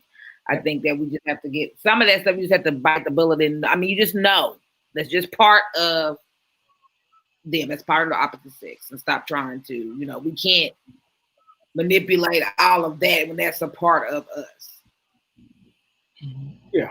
So if I think that's along the same lines of this question. Just if everybody believes it's an unspoken rule that women can't separate emotions, then that should follow through to everything dealing with emotions.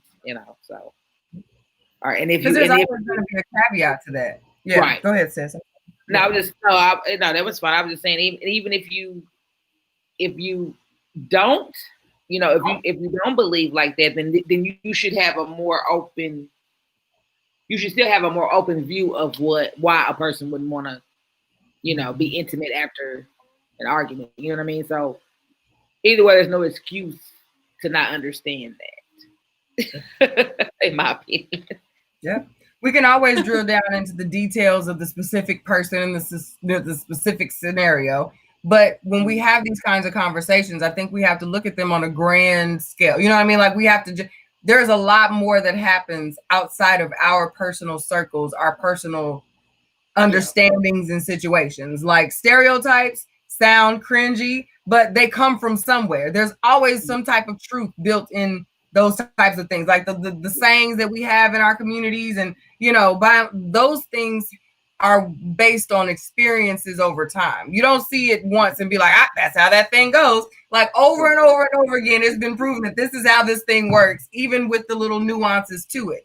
So to dismiss the entire conversation because that's not your specific situation right now is really removing yourself from learning. You know what I mean? You're opting out of having a better understanding of something that can make you more, I want to say appealing, but that's more of a superficial word. You know what I mean? More valuable to the conversation that you're trying to have. You know what I mean? The community that you're trying to be a part of. Being able to empathize and see the other side, even when it's one that you can't experience. I can understand something without always agreeing with it. You know what I mean? Yeah. Trying to find an understanding of a thing is everything to a solution sometimes. You know what I mean? And I think that's why we have so much pushback, because I don't have to agree with you. We expect people to agree with everything that we say. Not understanding. You know? I get what you're saying. I can still choose to do something else. It doesn't mean we have to stay in conflict about the understanding. I understand. Now we need to move on to something we can agree to. You know what I mean? This might not be what we agree to, but I can understand your perspective so we can move to a point of agreement. You know what I mean? But as long as you just got to agree with me, like that's not ever going to work. We're not meant to clone each other's thought process. We're meant to complement, you know what I mean? And help to grow that. How are we going to elevate if we don't do that? It's like that progressive conservative conversation, like not politics, but like the mere root words of those: progress, concern. You know what I mean? Like the fact that we argue about progression, growth. You know what I mean? The elevation of a thing, and we want to conserve. You know what I mean? But no, we're safe here. We're fine right here. Let's just stay right here. Like that idea, even in our interactions with each other socially, we're doing a progressive versus conservative way of dealing with each other, and that's it shows in how our human interactions are right now. That we've literally made our politics how we deal with each other as people. But yeah, like for real. It is it's eye-opening. Yeah. And you just like so much this year. Right. It's like you just wish I hate to use the term, wake up because of the whole woke movement. And I've lost a couple of friends from that this week. But anywho, life goes on. You just think that as people evolve in any kind of situation, that would be the go-to of let me think differently. And I mean, and it took me some time, but I think I am one of those people that I mean, if you enjoy learning, like I can enjoy learning your perspective because I didn't know why you were thinking like that. But we'll break something down, we'll talk slower and all this stuff, trying to make somebody agree to us. It's okay. It's okay to disagree. That's why I love that phrase. Agree to disagree, because some things you're just not going to change their mind. It's just having an understanding of it. And then if you have an understanding, then let that person know. In Like and I try not to, but you know, sometimes you have to cut someone off and say, "I understood what you said. You just said it to me in a different way." Yep. Back to the front and thought you was going. You started on the left foot or the right. No, you still saying the same thing. Mm-hmm. New words, same meaning. Right. Still don't agree. It's okay. It's okay. Yeah, I think to your point though, Kels, it takes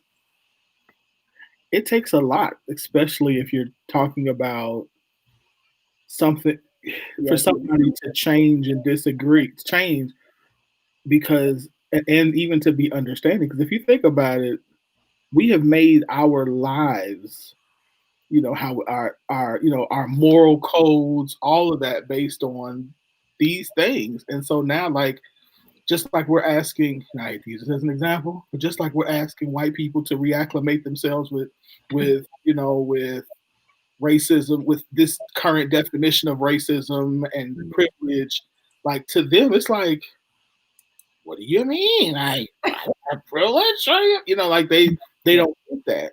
So we're asking each other to do the same in certain areas, and it's like, why would I need to change? Mm-hmm. Everything is fine. Like, I mean, it is fine the way it is, but it's not. You know what I mean? To the person thinking that, but it's not. You know, it's like, but no, it's really not. Like, we really like, our women are in pain, and to me, the pain alone should make us say, no, let's rethink. You know what I mean? Like, let's rethink this.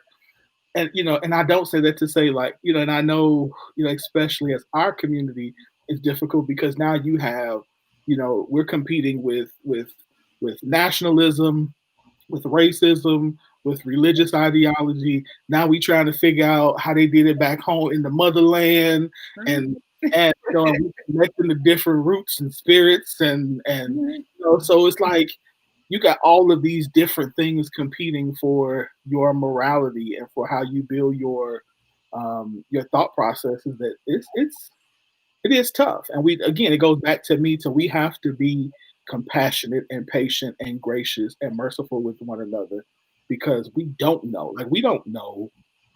where they are in that process. You know, we don't know where they are in that process. Before I lose a thought, just when you mentioned pain, it made me think about the post. I think it was up today. I think it was put up today, either today or yesterday, about the woman with the 2 kids and saying she was surprised and she was talking to the guy. Did you listen to the interview? The guy on the interview, he said he was from Oklahoma, but he was very honest and straightforward, you know, borderline rude. And it was several men that came on the post and was like, I didn't like the way he was talking and blah, blah, blah. And I was like, y'all talk like this. Y'all talk worse than this man every day on every post dealing with something women, you know, have a question about. You know, she's asking why she didn't, you know, why she wasn't marrying the person she wanted to marry or having that opportunity. And he was like, because you have 2 kids. And he was basically saying, you're not listening to what I'm telling you, because I'm telling you what men think. It doesn't mean all men, but if I'm telling you how men are processing the thing and you don't want to believe it, you know, that's how he was coming across. So I didn't really get offended at what he was saying, because I felt like she was like, I could see parts of me in her, and it made me wake up. I was like, oh, I don't ever want to be like that. Like, the man is trying to tell you something.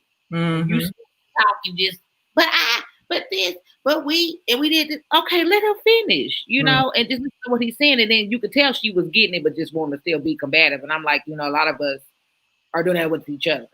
I mean, and that could be vice versa for men too. Just if you do want to tell us something, or you're trying to give us advice, y'all say it in very rude ways right here in the scoop. Mm-hmm. It's uncalled for. And y'all was jumping on this man talking about, I stopped listening to him. Y'all speak the same way. Yep. And wonder why we stopped listening. That's exactly what it sounds like. Yeah. So that made me. That's a fair statement there, Kels. I can't even. I mean, it's. I'd be like, oh Jesus, yeah. And I'm a man. I'd be like, God. Yeah, like, do you have to say it like that? So yeah, I don't even, you know what I mean? And I'm always going for the little person. I'm thinking I got to protect everybody. So I'm gonna jump in. It may not even be nothing I believe in, but I'm gonna go in for the underdog. And then I'm about to Facebook bang because you done, you know, call every woman in the universe me. You know what I mean? I'm just saying that whole level of especially at our age of just being, you know, just err on the nicer side of things. What's wrong with that? We should be wanting to be carefree, chill. Yep. Yeah. I think about it like, you know, go ahead. No, go ahead. I was gonna say, I think about it when in any other aspect of anything else that we care for, when it starts to behave in a way that is not the way that it usually behaves, we go in to fix it. What's different about this? How our kids, oh baby, you look a little, you ain't as peppy as you usually are. What's wrong, baby? Did something change? We checking temperatures, we feeling throats and neck, checking lymph nodes, making ER appointments. Like we're going, our dogs, oh my God, pet people. The dog didn't go out when you set him out this morning. Oh my God, I'm watching them. I'm taking off work. Like some people go in for their pets, their cats, their dogs, the neighborhood children, everything. But when it comes to our spouses or the people who we are supposed to mate with, like lifetime type stuff, when a group of people, whether it be men or women, start to behave differently than what is either expected or what has been experienced, when we decide to just say, I'm going to discard this thing as opposed to I'm going to tune into the thing and try and find out, oh, baby, what's wrong? We're not checking the temp. We ain't checking the lymph nodes. There's no ER visit. Like, that's what I think happens with our relationships right now. Instead of saying, wait a minute, our women are hurting. Like, they're mad. They're angry. They're saying, forget us. They are combative, whereas they used to be our peace. They used to be where we came for quiet and protection and solace. And they used to be standing beside us, fighting us. Now they sitting back watching us, seeing what's going to happen.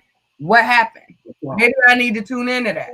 Black women, our men used to be back there, like holding the door. They used to be working the 2 and 3 jobs. They used to be, you know, doing all the stuff. And now we got them going over with the Beckys, with the Susannas, with the, like, they all over the place. Okay. They international. Okay. They passport hopping when it comes to everybody but us. What has changed and how we loving each other? Why are we not temp checking the people that we were supposed to be with? Like everything else deserves more attention than the people we're supposed to be doing, having the most intention with. You know what I mean? So I think like that's what's most frustrating. We are so willing to see the need for care for everything else except ourselves, the things that's supposed to keep us going. We missing it. Very true. I wonder if we're doing that.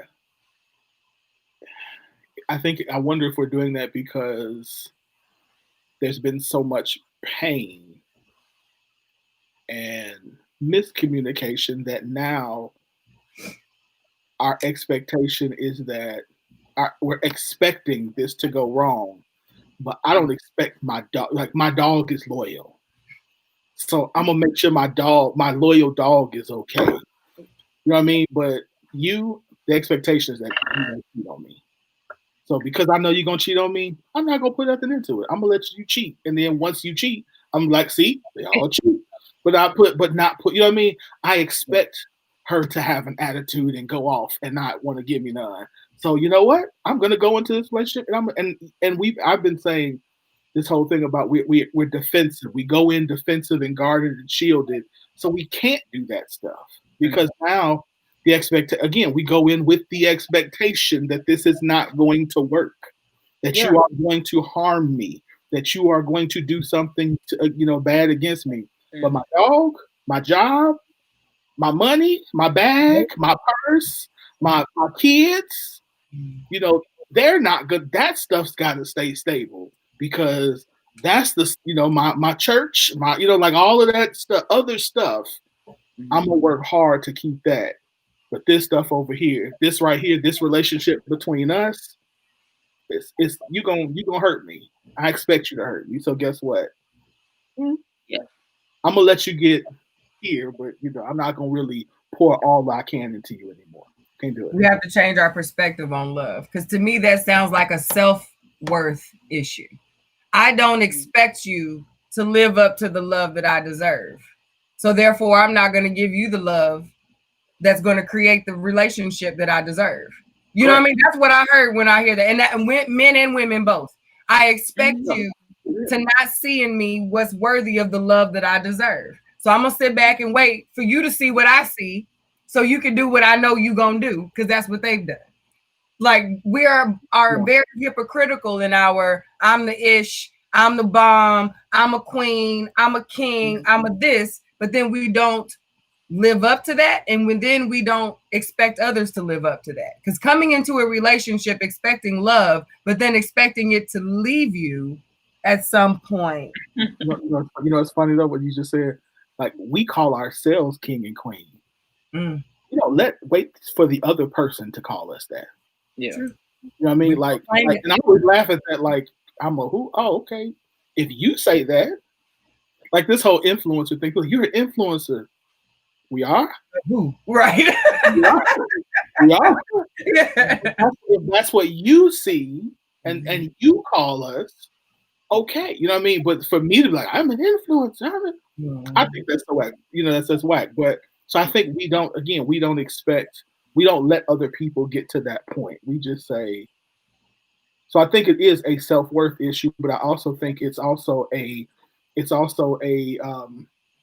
we don't see the worth in ourselves, and we also don't think that anybody else will see it too. Yeah. Like it's a self-worth. It's our self-worth, and maybe to your point, it's our self-worth. So we're projecting our self-worth onto them, thinking that they won't see our self-worth. When the whole time, in my opinion, the majority of us see it in the other. And that's why they're there. Our mates are a reflection of ourselves. So if they've chosen you, it's because something in you appears to be, like, ideally, I would hope that there's something in you that makes them feel better. Like, you adding to me makes me a better me, and vice versa.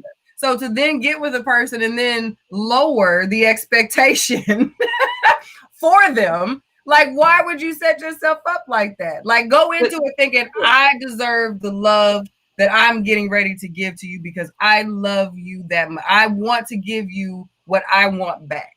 You know what I mean? Like, if both people come into the situation wanting to give what they deserve, because you know that I deserve it and I believe you deserve it. That's why I'm even attracted to you, because what I have is something that you need and vice versa. You know what I mean? Like, right now, it's like we're looking for another person to fill in what we're lacking when we don't have any, like, I don't know. Y'all know this is my subject. This is how I can go on and on and on about this. But I don't understand that. I think it really does often come back to what we expect the other person to give us. You know what I mean? Like, we say we want the best, but then we don't really. We don't really. And it's still that expectation in the back. And it's still the same thing. It's not going to be that way because we still have the same stigma, same ingrained, same thing that's attached to our DNA that we can't trust, that we have to worry about the negative first, because it may not even be that it's not that you saying all of that. Your subconscious is just trying to prepare you. And so when it happens, it's the self-fulfilling prophecy. I've said it all the time. I think that Black people have to have a class on that. We have to have I would take that as part of reparations, is to have either free mental health care or free health care. Because we know that was stolen. We know we have direct knowledge that was stolen from us. And trauma. Yep. We have direct trauma associated to our care. Yep. I agree. Okay, we got 5 minutes. I got to ask. So how do we, because I can share what I did, but how do we get beyond this? Like, how do I enter into a relationship and not self-protect or not, and not cover up and how do I enter into a relationship and give of myself fully?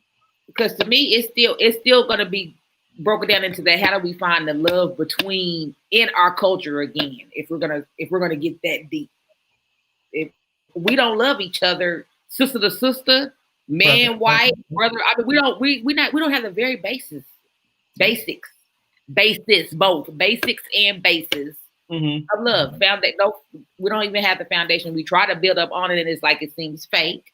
And then you have your genuine people, your genuine circle. But to me, just being a person that we do a lot of research on Black history and our culture and what has happened with us.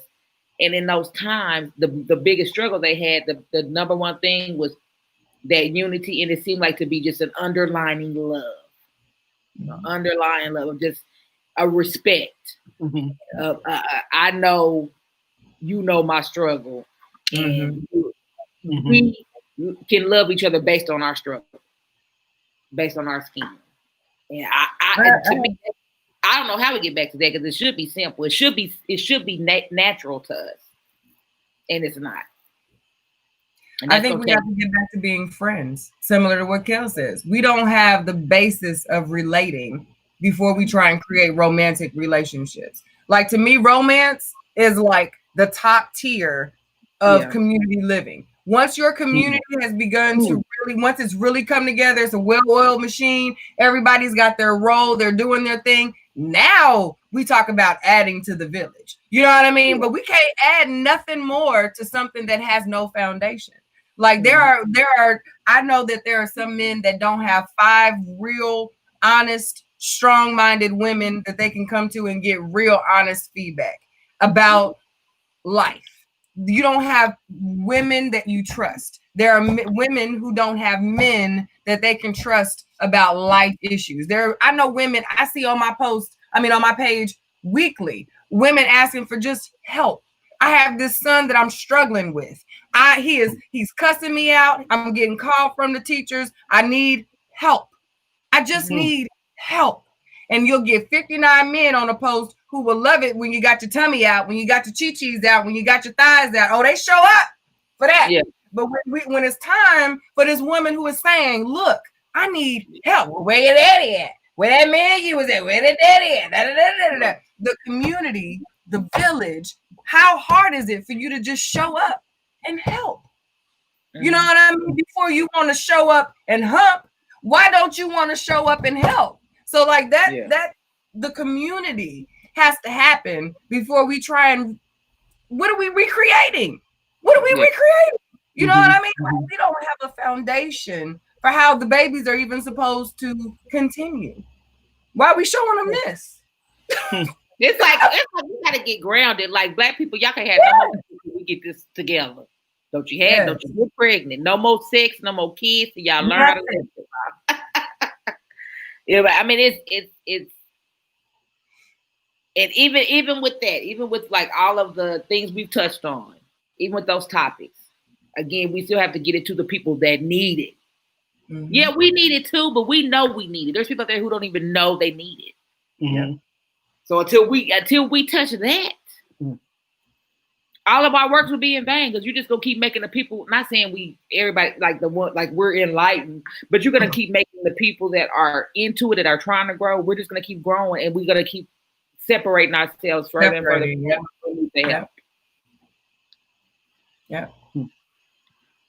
That's good. We needed more than 5 minutes for that question. When you wrong for that, I didn't respond. I'm gonna say I take it a step further back, and I think to me it goes back to the cue what you said earlier. What you were talking about loving yourself better, because I think that a lot of our inability to be vulnerable, or our ability to be vulnerable, starts with understanding that that I love myself enough to trust myself. And even if this turns out bad, this I used to have to tell myself this, that even if this relationship does not work, or this friendship goes to complete hell, I'm gonna be okay. Yeah, like, I'm going to handle this right. I'm not gonna run. I'm not gonna cheat. I'm not gonna talk crazy. I'm going to stand here and work through this and do the best I can and give him or her the best that I have. And if it doesn't work, I'll be all right. I'm going to be all right. I used to tell myself, sir, you recovered from divorce. you can make it through this. And I think having that level of confidence in yourself says that it allows me to show up as best as I can in every situation. And then again, and if it doesn't work out, to still say, I'm good. Like, this hurt. It's gonna take me a couple weeks to recover. I'm gonna cry, whatever. But guess what? I'm be good. Mm-hmm. We'll be all right. I'm gonna go buy me some shoes or something, and, eat my ice cream, go to the gym, whatever, and we're good. And I think so. That's why I think. No. Okay, that was 6 minutes. Let's go. We gotta go. Good show, y'all. Good show. Kels, we're not gonna let this show end without you go ahead and tell us about our special. Oh yeah. So I didn't even look. I got all off. I got you. Yeah. So yes, Kirby Kitten does have a fall sale going on. 10% off all online orders. Remember, the new Cutting Up hoodie is out and about. We got people doing custom orders. Oh, it's been going down with the Cutting Up hoodie, and they are very cute and comfortable, and altered by yours truly. So you get a little piece of Kels with your Kirby Kitten. 10% off all online orders. Use coupon code KKNew. Make sure to go and follow Bayer Bio everything. Make sure you follow Kirby Kitten, and we will keep you up to date on all our happenings. What's up? Y'all, that Cutting Up hoodie is so damn sexy. Like, it gives shoulders, it gives back, it gives all of that. Like, I love it. All the things. Love it. I almost got inbox. Like, I'm about to get an inbox like, hey. I had to put the biggie emoji up from my right. Sign who you be with. Like, I'm like, okay. Yeah. That one's a hot one. I like it. Definitely get it. All right, final words, y'all. Let's shut this show down so we can go to bed. It's 118, 192 to 108, by the way. Biden, but that's because they just called California. Is Texas called it? No, Texas has not been called. What about Georgia? Georgia has not been called. But has Ohio been called? Ohio has not been called. Man, all the big ones ain't been. Ohio, Pennsylvania, Florida hasn't been called, but Trump is going to win Florida. Pennsylvania. How many electoral votes in Florida? 19? I think it's 20 something. 7? Was it 27? Something like that. It's high. Yeah. So Pennsylvania, Texas, Trump is up in Texas, but with 84% of the vote in. Trump is up in Texas? Yeah. Texas is always red. That's why I don't know why. I can remember. Texas is always It's like red. 2 counties that are in the whole state of Texas, like Dallas and Houston. Yeah, are the only two that are really blue, and everything else is red as hell. Yeah, it's just so crazy. But yeah, I guess them other parts I do hear stories. It's like 2 counties in Oklahoma that are blue, that are like solid blue, and then the whole rest of the state is red. Langston, Logan County, and Oklahoma City, Oklahoma County. That's it. Yep. Trump is up in Michigan with 40% of the vote in, so that's still close. Would it be? See, the closeness is what make my stomach hurt. Which one? The closeness does it for me. Makes my stomach bubble. Yeah. So I mean, he'll win if Trump wins Texas. Again, y'all know I've been saying all along. This comes down to Michigan, Ohio, Pennsylvania. So as far as the mail-in and absentee votes go, considering so many states weren't able to start, I don't think any of them were able to start counting the votes until today. How are we going to know? Like, are they going to really, if we haven't counted all the ballots from these big states that everyone is waiting on, you know what I mean? How are we going to be able to viably call anything within the next, week? 5 days? That's why they call it election week. They said it's the final results. The final results are going to be a week, but I think that we're going to have. I think what they're expecting is there to be such a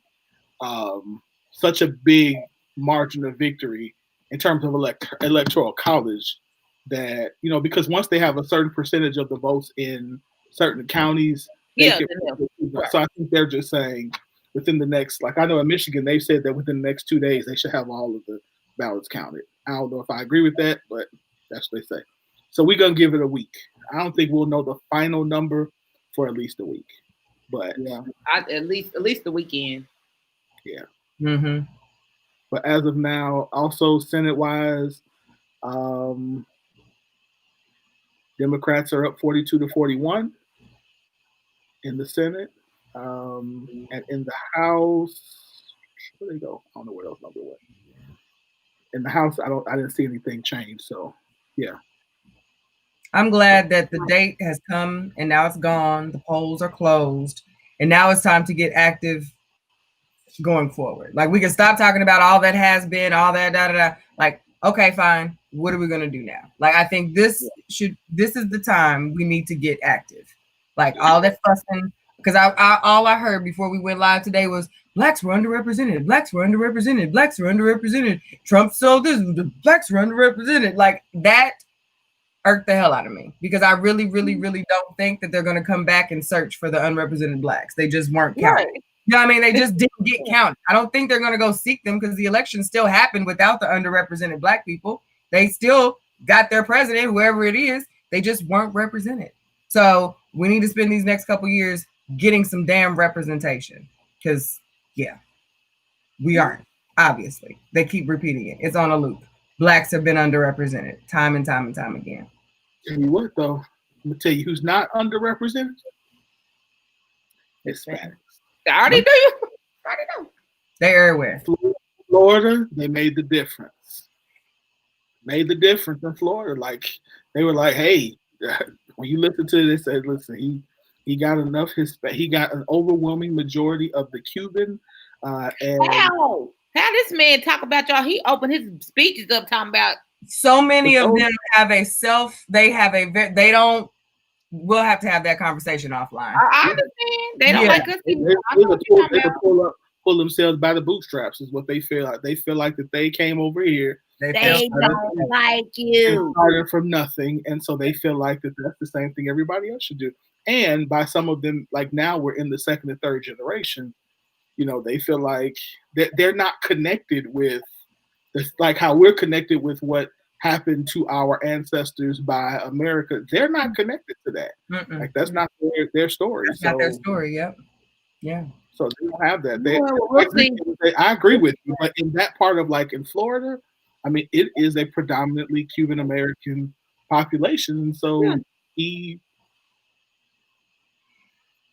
I mean, when I told y'all that last one, they talked about 60% of Florida people, Hispanics in Florida were voting for. I'm like, oh, it's a wrap, buddy. This go is killing me. Their goals, and I have no idea how I'm going to get there. Like, there's no go behind it, but they're just looking at, they're voting for these goal lifestyles that there's no policy in place to get them to these goals. Like, but okay. Yeah. All right, let's go. I got you. Yeah. Oh, yes. You got anything? No. You about too sick. I got a dead colony. All right, so this has been a really good show. I hope you all enjoyed this as much as we did. This is a lot of good, heavy content tonight. A lot of things to think about, and a lot of things that I always hope that you go back and talk to your partners about and your friends, because we're trying to build a community of people. So, that being said, y'all have a good night. We'll be back next Tuesday with another great show.